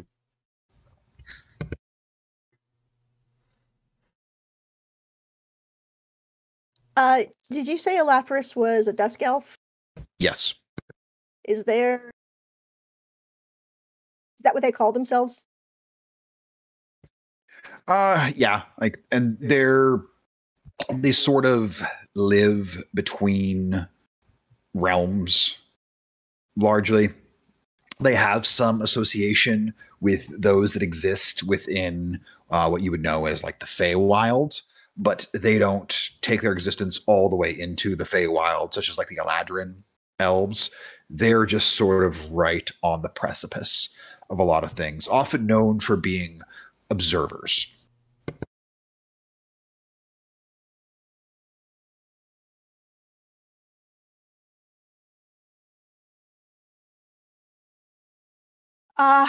And I don't know because I can only hear his voice. But when he blamed the Hollowkeeper and the dead Emperor, do I believe him? You can make an insight check on that.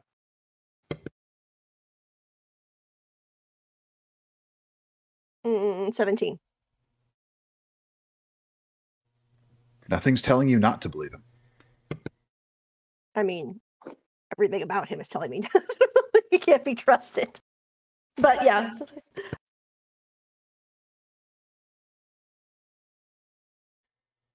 I say, thank you. When I find you, your death will be swift.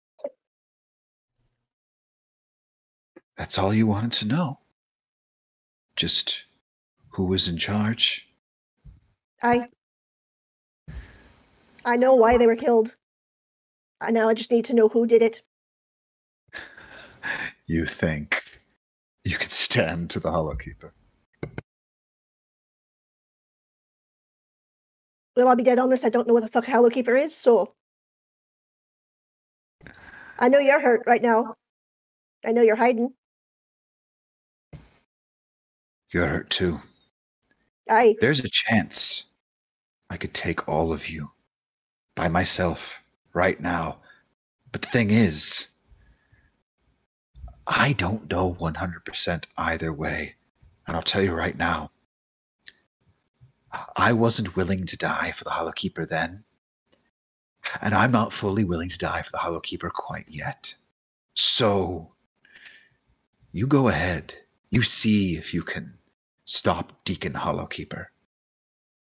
And should you not be torn limb from limb on the spot, you can enjoy watching them ascend to godhood.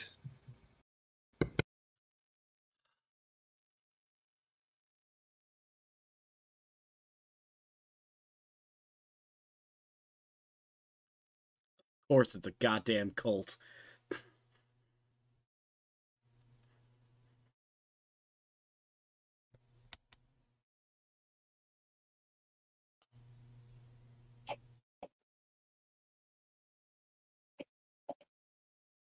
I'm going to switch to common so the other people in the room can understand me and say,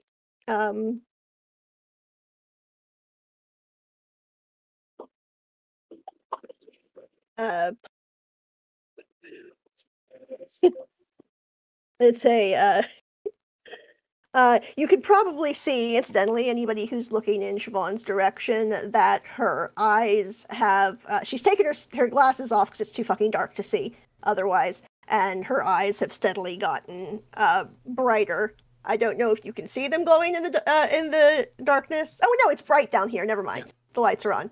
Scratch all of this. I'm still like a badass with my sunglasses on.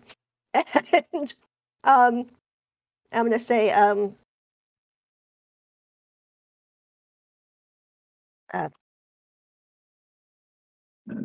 well, Elf, I admire your confidence. I thank you for your honesty. And if you'd like to fight, I'm very happy to do so. But I don't think you want to, so I suggest you let us leave.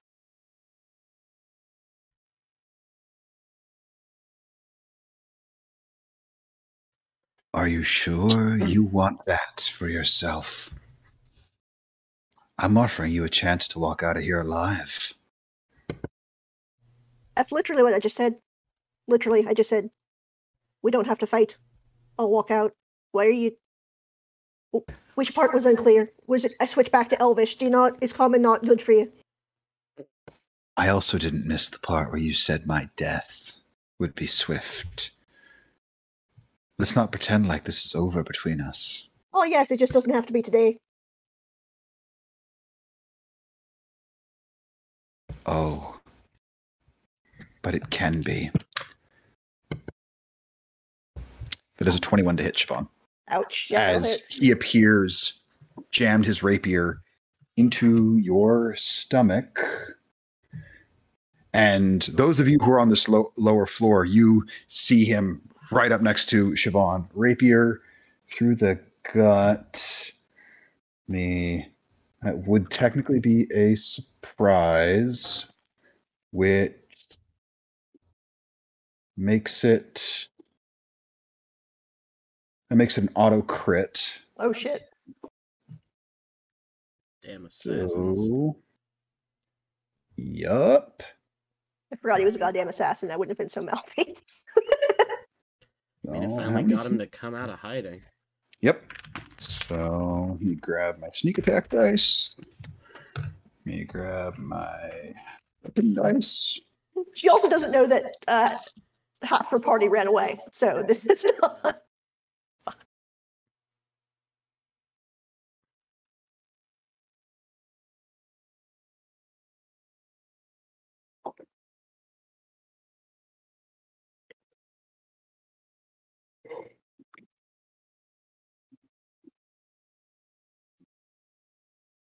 So as he stabs this rapier into you, you will take a total of 38 points of piercing damage. Woof, I'm down. Wow. And I'd like everyone to roll for the initiative. Oh, fuck. Oh, thank goodness I'm still rolling low at least.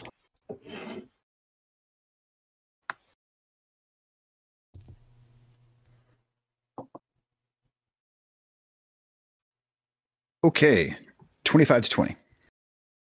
You're not going to believe this, but nat 20 for 20. Okay. So I guess you get to run away because you have no idea what this is happening. Keep going. I mean, Reba would have heard the final part of that was in common. No, she left. She exited. She was right. She's just outside the building. Like this But I this can hear conversation whatever would goes on inside, I would hope. would carry enough. 20 to 15. 19. But your mind is older. 15 to 10. I got 15. You feeder nerd.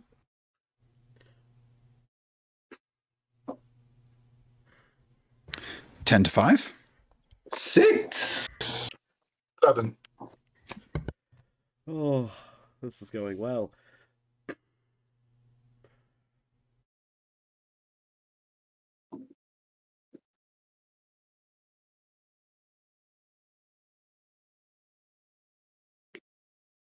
Okay, so top of the round, Reba, you are up first. As you hear this, and you can tell, you've heard the sound of a sword piercing into somebody, and just the sound that Siobhan lets out before she falls unconscious. You know she has been attacked. And the fact that you do not still hear her voice definitely concerns you. You are up. What do you want to do? All right, so I know it's Siobhan who just took that hit. I'm going to use my movement. I have no idea how close I am, but I will use my You're movement. right by the door, so you can get right back into this room. Yeah, I get right back in then. I'm going to use a second level cure wounds on Siobhan. If that so is you, okay. Yeah, so you run up, you have to run up to her to touch her, but you run right up, place your hand on her shoulder and do some cure wounds. And then because Siobhan's at 0 hit points currently, She is. she gets max amount back, which is going to be, I only add my modifier once, right? Not twice. Correct. Okay, since it's second level. So she's going to get 20 points of healing. Woo. Oh, shit. 2d8 plus 4, and I get max healing because of my ability. And then for my bonus action, can I just bonus action get that slot back with my yeah, I'm just going to bonus action get my second level spell slot back because of whatever harness divine power. That would be it. Yeah, if that's a bonus action, you can absolutely do that. It sure is. How many times can you do that? Like 2. 3? Oh.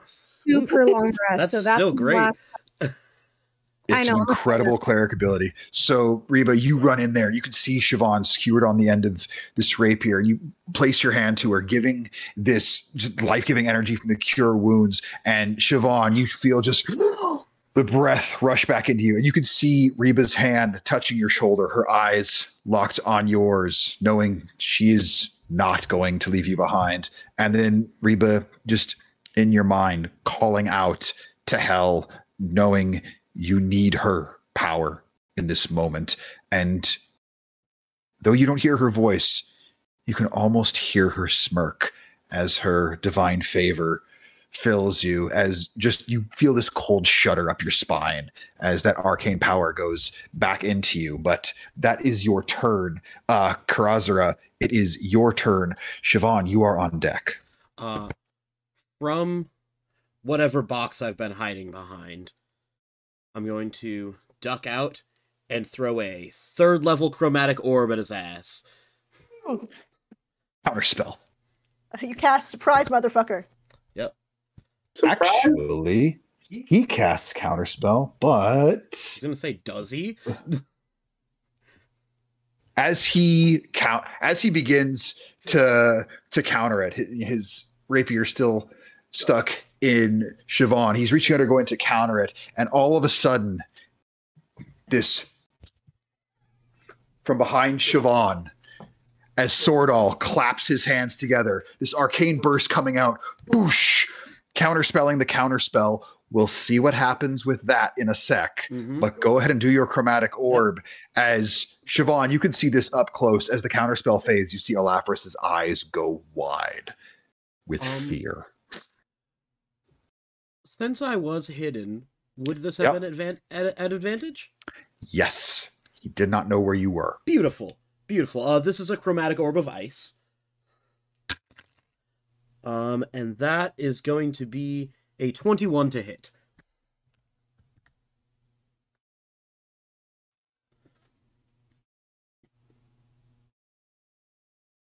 Yeah, I already used my reaction for counterspell, so I can't use shield, so that's going to hit. Give me a second to find 2 more d8s.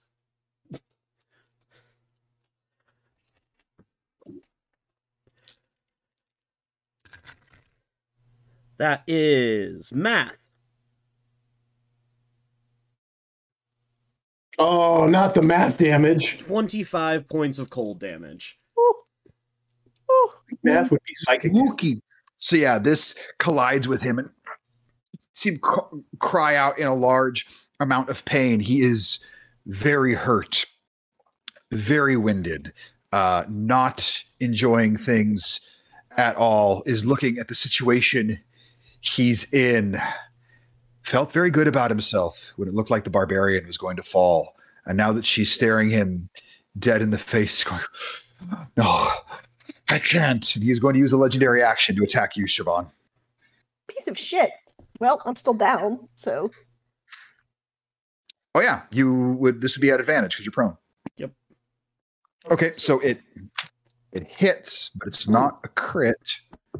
So Siobhan, you will take 8 points of piercing damage as he pulls his blade from you and stabs you again in the shoulder, and that makes it your turn, as that's what he can do for his legendary action. He's looking very rough, as he did not have a chance to heal, as you all tracked him down before he could do that. Well, I would like to rage. Yeah, you fucking would. And Siobhan, from the ground, as this rapier is in your shoulder, and you rage, your eyes glowing with your Kalishtar essence, the ancestral guardian tattoos flaring up and bringing this energy around you.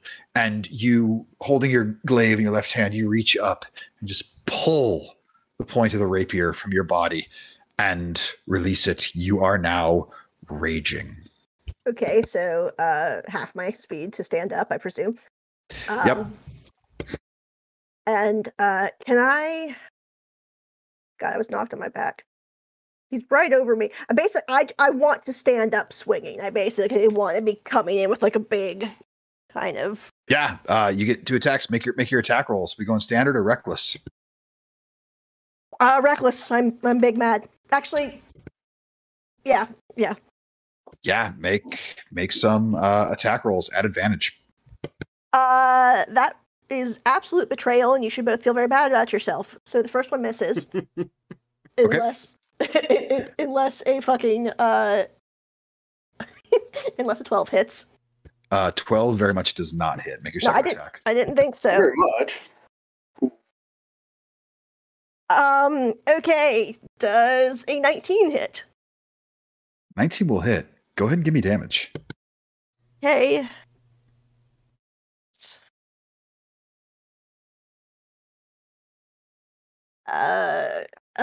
Betrayal. Absolute betrayal. That is 10 points of damage.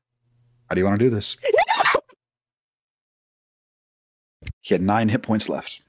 Oh. After that massive chromatic orb, because he did not have a lot of hit points after your last scrap. That was why he ran away. He had 9 hit points left. How do you want to end this?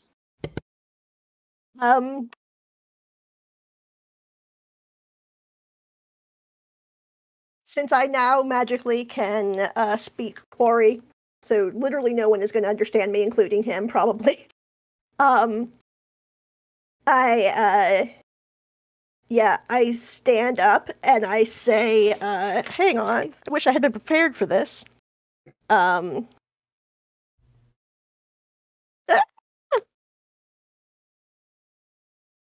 Someone vamp while I look for something in my notes. Yeah, I was not expecting you all to catch up with and be ready to engage with him here, but yeah, he did not have a lot left in that last fight, because Siobhan and Pohaku, you both got up in his face a bit, and he was low on HP. He's got lots of talents, but you see, a lot of the classes he took aren't high in HP. Yeah, his whole thing is, it's real hard to hit me, and glass cannon, I believe is the term. Well, the whole plan was for the barbarian to be downed, and then he was going to enter Blade Song and be nigh impossible to hit, but he rolled shit on his initiative, and yeah. And so then, biggest spell I've got. And I could do it again. Well, unfortunately, I cannot in my notes find the name of Siobhan's birth parents, who she wants to invoke right now. So pretend that I do remember them. Oh wait, shit, I know my mom because it's the same. Is it Tana? Or no, Tana was my mother's. Whatever. Anyway, pretend that I remember, and this would be much cooler. And in Quarry, I say, in the name of my father and of my mother and all of my people. She's not Irish when she speaks in Quarry, I don't know. And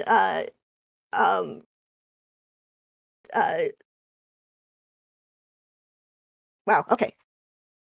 Cut all this out. It's gonna be very much cooler. I know. I say, like, I miss him the first time because I'm just too fucking emotional and reckless. And then, like, when he gets out of the way, I suddenly realize I have the perfect shot, and I say, in the name of my father and my mother and all of my people, I send you back to the hell you came from. And I'd like to slice him up from the nuts. Please and thank you. So you all watch Siobhan as she's coming to her feet, does this huge rising slash with her glaive. Olaforis completely dancing out of the way. Look, and Pohaku, if you were looking at this moment, you could be able to tell he was about to enter Blade Song. Those of you who can see him, you've seen how Pohaku fights, and you see that he's begin this dance of combat. His rapier now starting to spin above his head. And Siobhan, as your rapier's up above, you see the perfect shot. You can tell he's feinting you. He's exposed his clavicle. And you're ready to try and sink it down and decapitate him. But even in your rage, you have this moment of clarity as you can feel yourself at one with the Kalashtar people. You can feel all these quarry spirits reaching out to you in this moment. And instead of dropping it down, you spin your glaive above your head, and then with an inverted grip straight upwards. And you who are in this room, you hear this sound as it goes up, and you watch as Olaforis' rapier stops in the air. And the first thing you hear is his rapier clatter to the ground.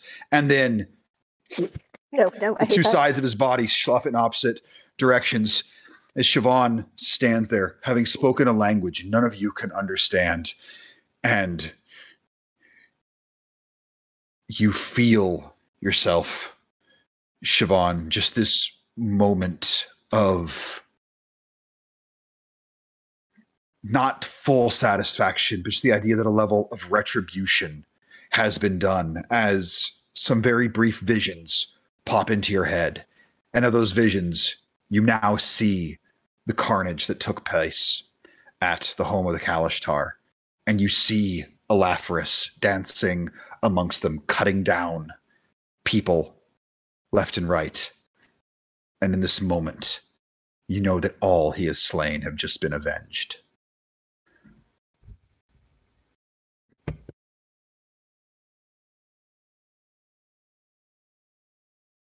Well, that's one down. Reba, your detect magic would still be going right now. You see a very, very heavy magical essence coming from the studded leather that Olaforis is wearing. Somehow, strangely in this, even though Siobhan split him, this leather was pushed upwards and off of his body, the enchantment of it being incredibly powerful as it's laying there on the ground. She goes to inspect further. Can she tell the school of magic? I'm just going to say abjuration on it because I imagine that's what's on most armors. Hey guys, the armor. It's pretty magical. Yeah. Neat. Does it look I'm like gonna start going through his pockets. Yeah. What size does the armor look like? Does it look like it would fit Reba? You know that magic armor resizes itself to whoever you put it on. Siobhan, I already stole a coat, and I'm going to be honest. You made this kill, and it seems like it is something that matters most to you. Do you want to try this armor on? If it's leather, it's not as good as what I'm currently wearing. Yeah, this is it is a +1 studded leather. Oh, okay. Well, I wouldn't mind taking it if no one else wants it. But I've already stolen a comes running coat. back into the room from outside. What did I miss?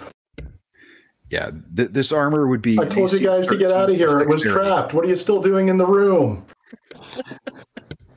Well, I could always use for a nice set of leather? Leather. Studded leather. Oh shit, mine's even better. Scale mail is better than studded leather, right? Honestly, it depends on what your dexterity modifier is. Well, I mean, if nobody else needs it, that would certainly work out well for. You think I can maybe stamp in Champion Esquire on that somewhere? Oh, definitely. I've got some leather burning. You'd have to bring it to somebody to do that, but you think it's possible? Yeah. I bet it does seem like the kind of armor that would give you a lot of mobility. Garnet might be interested. I say, still going through like the pockets on the left half of his body. As we're looting, we're having this casual conversation. Like, don't worry about the corpse, but like logistics-wise, I think Garnet would be a big fan of this armor. So as you go through these pockets, you do find a few things. You find a very standard wizard's component pouch. Nothing in it that is overly exciting. You find a standard rapier and a standard dagger. You find 5 trail rations, a tinder box, 2 torches, a water skin, and the most interesting thing you find is you find his spell book. Taking it. I will share. Oh, are you, wizard? Yeah. You always use a good book of magic for reasons. I will share what spells it has in it in the chat post session, since that's not going to matter today. But just flipping through it real quick, Kira, there's a good collection of spells in here. Like this dude knew some magic. Good. Dude knew some. But yeah, unless anyone says anything, I'm just gonna kind of load up my backpack with his stuff. Reba holds her hand out for the rations. I'll carry those. Yeah, it's probably for the best. And I'll give them over to you.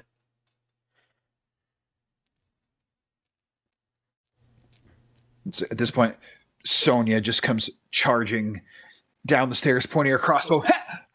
Oh, you guys took care of him already. Good job. I was just kind of hoping to just put a couple of these into his ass, but hey, at least he won't be a problem anymore, right? I mean, technically you still could. I mean, do you want left cheek or right cheek? It's not as much fun when they're not moving.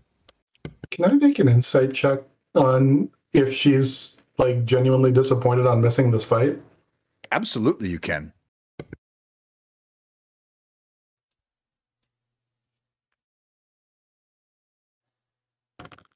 Not great. 11. Yeah, she seems kind of bummed.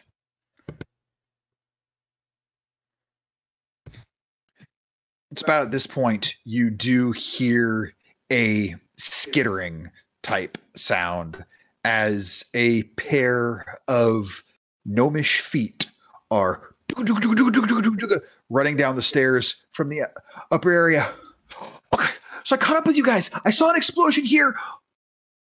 Whoa, he's in 2 parts now. Oh my God, Siobhan, did you do that? You had to have done that because you're like so strong. That's so cool and awesome. And you totally killed him. And just like Garnet is very excited in this moment. So Tresk and I, we had sort of lost track of him. Well, I assume that's kind of what happened because I don't really speak Eagle. But then I saw the explosion come from this place. So I pointed. He flew down here. We got on the roof and I ran down here. And so now we've found you all. So that's fun. Yes, I needed to make sure I signaled you somehow. That was such a good signal, Pohaku. Like I guarantee you, we saw it from way up in the sky. We were flying around going into, well, not way up because, you got to still be able to see things, but we definitely saw it. And when I pointed, Trusk flew right down and we got here.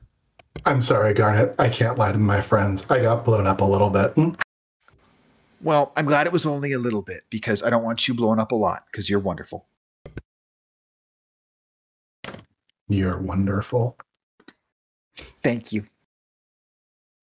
And you will hear these. My hat's still okay? The hat is perfect. Oh my God, I can't believe it. If you got blown up, the hat didn't get singed at all. That's amazing. These hats are so cool. And you will hear these heavy footfalls. That's the most important part. As you see the now Trusk back in his half-orc self, just kind of looking around. Well, sorry we didn't get here sooner than we did, but here we are. Everybody looks like they're mostly okay, so that's good. Oh, good. You guys fucked him up. I appreciate that.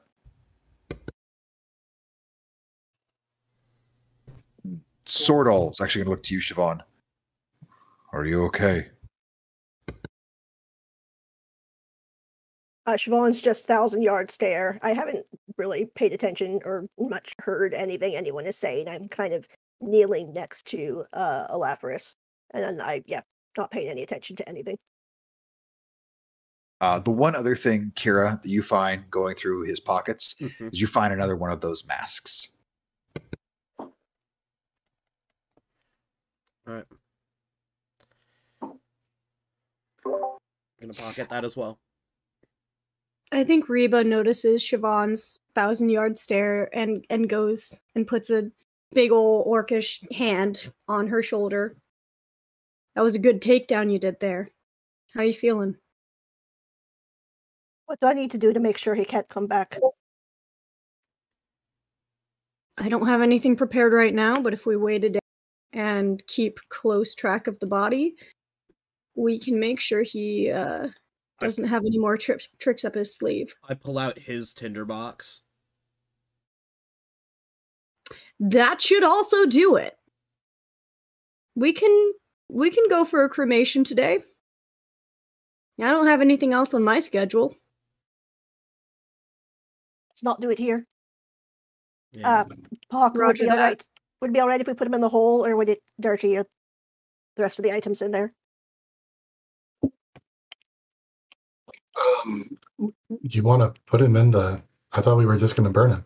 I just don't And want maybe to we can burn him somewhere that is not going to potentially have more black powder all over the place. Right. Yes. That was. Yeah, I didn't. I didn't did hear. tell us to leave this place like 20 minutes ago, but we can just hang out here. Maybe set off some more fires, but we should probably leave. Yeah, I don't want to do any more damage to whoever Yeah. this. I'm with the probably. Nice coat, Reba. It really makes your shins stand out nicely. Thanks. Once in a while you just get one of those finds where it's like, I don't know the size on the tag here, but I'm going to just try it on, and it's like it's fucking tailored. I don't know what to tell you, man, but I'm feeling good about it. But yeah, no, we should skedaddle. Would I have an idea of how much that coat is worth? I mean, you've seen similar coats retail for anywhere between 5 and 10 gold. Kira's just Gonna set a platinum piece down on top of one of the boxes as we leave. Why did I make a Boy Scout? I feel bad. Well, why did I make someone who wasn't? Because Casey feels awful. This is awesome. I'm like really fighting to just commit to this roleplay here. I think I've shoplifted a chapstick before accidentally, and that's it. I mean, Pohaku would probably do this, but Phoenix also wants to do this just to make Casey feel better. Is there another coat? Yes. There are lots of coats, but you want another coat just like hers? Yeah, it's a nice coat. Yeah, you can see easily where those coats were. There's a Garnet was telling me I need to be prepared for colder weather, and there is something to be said about cutting glass, but this seems like a wiser choice. Yeah, I mean, you're not the tallest, but you're a bit burly, so just you're able to find, like, you need a size large just to fit your muscle mass. And for someone of your height, normally a large would drag on the ground, but just the amount of displacement from just the sheer bulkitude that is Champion Esquire Pohaku as you put it on. Yeah, that fits really well. So you can give yourself one of these coats. It's this amazing vibrant green with the hand carved wooden buttons that go in little hemp loops. It'll keep you warm up to -10 Celsius. Dude, you look so good. I walk over to Reba. Twinsies. What? Like big old high five followed by like the fist bump. Oh my god. Listen, we're ready to start like our whole own crew here. This is like, I think we're trendsetters. Good thing they're not. I set down. Good thing they're not distinctive. A good thing they're not distinctive in any way. Don't foresee this being a problem. Green for like the orc, and then green for Terramancer. It's too perfect. It's too like this is. I'm just saying, perhaps don't wear them until we've left the town green is where my you stole favorite them. color. I do see the wisdom of waiting till we leave the town. That's I mean, it is pretty warm here anyway. I mean, we were gonna wear them when we got to the waste of time. What is this super distinctive? As he pulls it around himself and kind of like, checks. Darn it, do I look distinctive? I think it goes with the You hat. look so good in that Pohaku. I think it's a wonderful look. Kira, you are so just thoughtful for putting those coins down. And by doing that, I don't think anybody can actually get that mad about it because it's like shopping, but not exactly. So I think it'll be okay. It's just like shopping. I love it. We should Olaforis blew up their door. Yeah, we should probably not stick around here too long. And Sonia will speak up and go, yes, I'm not quite sure what the Peacoat Brigade is going to do next, but why don't you all follow me?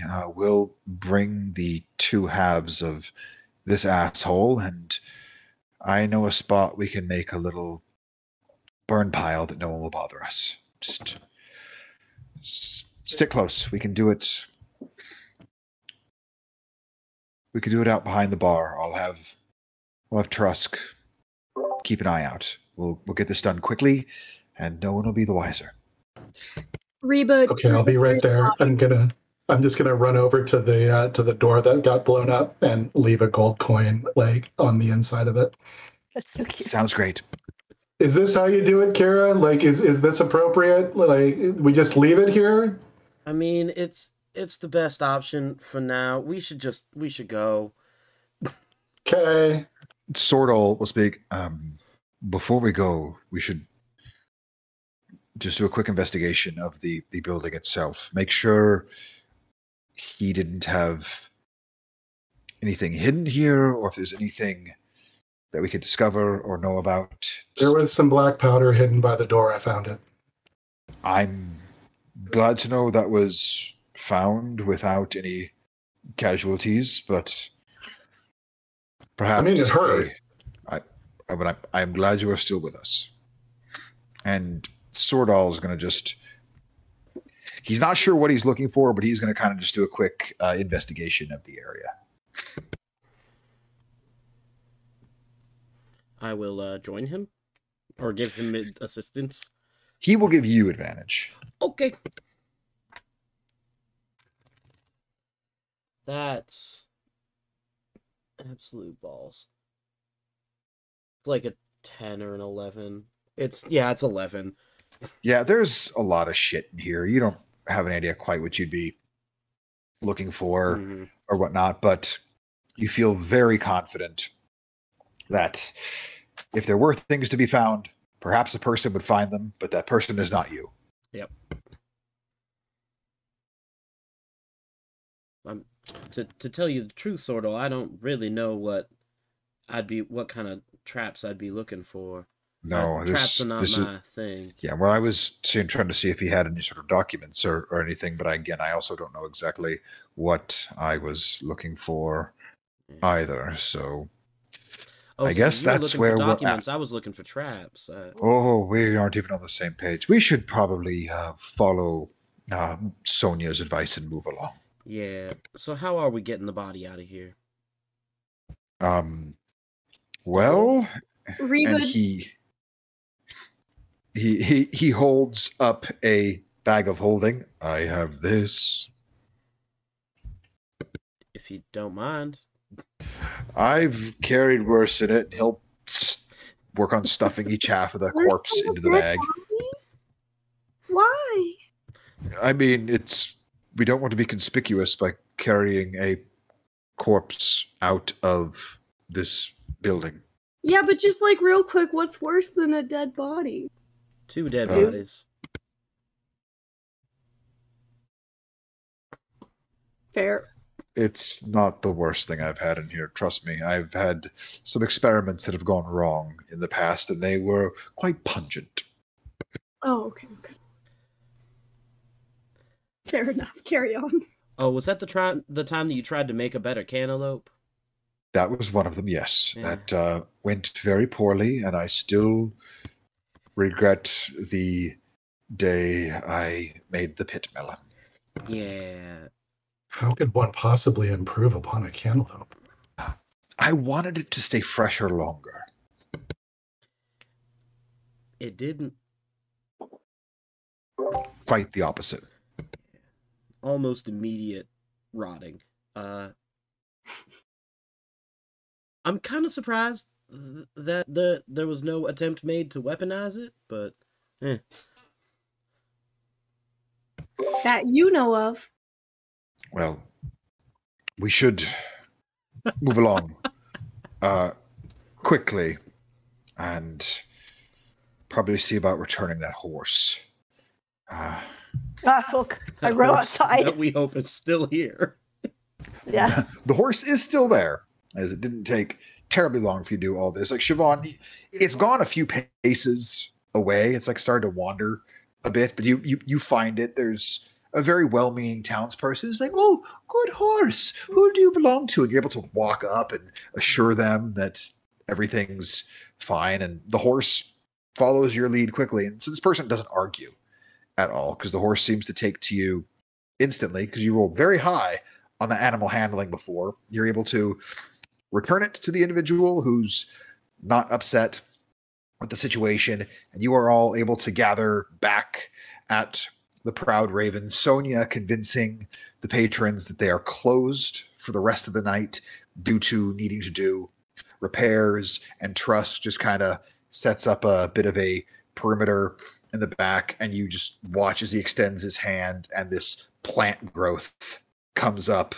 around behind the bar to keep any prying eyes off, and Sordal will dump the halves of the body of Olaforis into the large stone bonfire pit. Sonia will light it ablaze, and as the body of Olaforis burns away, being reduced to ash, this piece of absolute shit that you guys have had to deal with for some time, no longer being a problem. You watch as over time just completely reduced to cinders.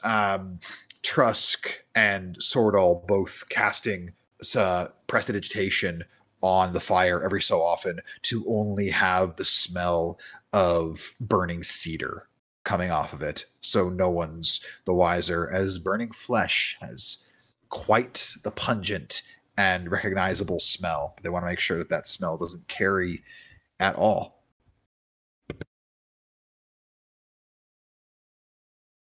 Siobhan has been very, basically not said anything except, dealing with the horse, is just, is not saying anything, still kind of looks like Thousand Yard Stare, has actually been talking to Tana the whole time. And I would just like to state for the record, because I finally found it in my notes, that Siobhan's birth parents are Lovin and Nilra. So that is absolutely what she said, if you could just... You know I'm not gonna do that. No, that's why I said pretend, because I know that Jordan is not going to do me this solid. Stuff like that can happen when we have the money to hire an editor. So,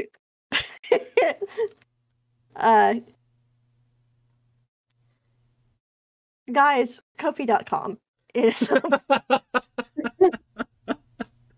And Garnet will actually, look up at you. Siobhan, you doing okay?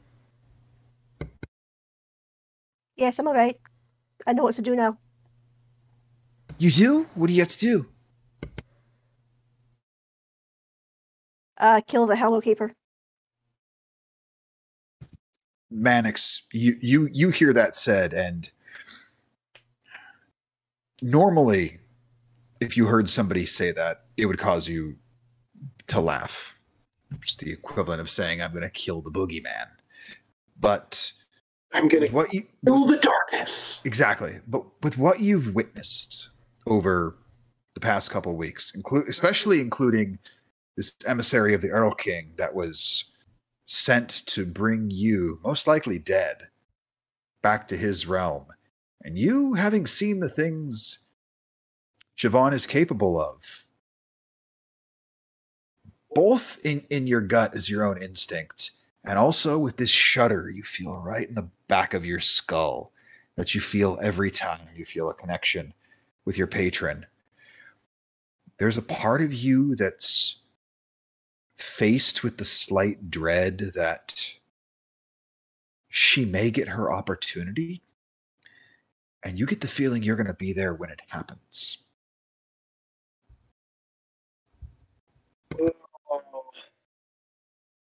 There was a time when I would think of the Hollow Keeper and think no more of it. Not a second thought. Now, there's something more coming. And I have a feeling that it's going to happen sooner than later. Goody. And as you finish that statement, Sonia will emerge from the back of the bar, this very large tray in her arms with all manner of drink spread across it. Her having learned from Trusk what all your orders were. She sets it out, some non-alcoholic options, the sarsaparilla for you, of course, Kira, and a little sampler of various alcohols for Pohaku, as she's been told he likes to sample all things. And so we've now invented the beer sampler too. The beer sampler may have just been invented in this Kohaku moment. gets his flight, yes. And she will... The one person who doesn't have a beverage set for them is Mannix. As she walks over, looks to y'all, and she goes, well, if the plans are to go on with the next steps of this, I guess the denizens of the Penumbra are going to be right along with you. And from this overcloak she's wearing, she produces this bottle of whiskey that you can see these like shining embers within it, and she flicks the top of it and just flies up. She takes a large pull off of it and she just extends it to you, Mannix, and you recognize this as very, very fine Scorch whiskey. How did you come about this? Maybe I'll tell you sometime, but let's just say it was a hell of a day, and those of us who survived have some good stories from it. So, I've got some rooms upstairs. You all can stay here tonight, and in the morning, let's talk about what's next. If you need an alibi, if you need a place to lie low, or if you just need a bit of a diversion, we're with you. You guys stand against the Hollow Keeper. That is possibly the one most significant fucking mission statement of the denizens. At that moment, Swordall speaks as, well, we now have confirmation the Hollow Keeper is real. He looks to you, Kira. Suppose it's time to continue your father's work. And we'll pick up there. Oh, go ahead. What do you want to say? What do you want to say? I'll look to Sonia and say, and to that, if my father was one of you, I should be as well. Well then, looks like we got some work to do. And that's where we'll pick up, as you all will have room to stay here at the Proud Raven. I have already rolled for possibilities in the evening. It's going to be an uneventful sleep, so you can give yourself the benefits of a long rest now. Oh, thank Christ. And we will pick up the next morning. Yeah, should I even drink? I feel like it would just come out of all the puncture wounds. Oh God, that is anatomically gruesome. Luckily, nothing where alcohol goes was wounded, so you're going to be a-okay. Because I wouldn't do that to anybody. Because I'm a kind DM who never does cruel things to his players. Narrator voice. That was a lie. It's an absolute lie. But all that is going to be for next time. Olaforis is dead and gone and burned and reduced to ashes. You guys are going to wake the next day with For now. possibilities to find out what you need to do to join the denizens of the Penumbra. And Swordall has plans to sneak you all into the capital city of the Thanamirian Empire. That is for our next session. For anybody watching, it's going to feel like next week. For us, that is a few weeks away. It is going to be a long wait. Too long. I hope we get to do this soon. I'm excited. We'll see what chaos awaits, my friends.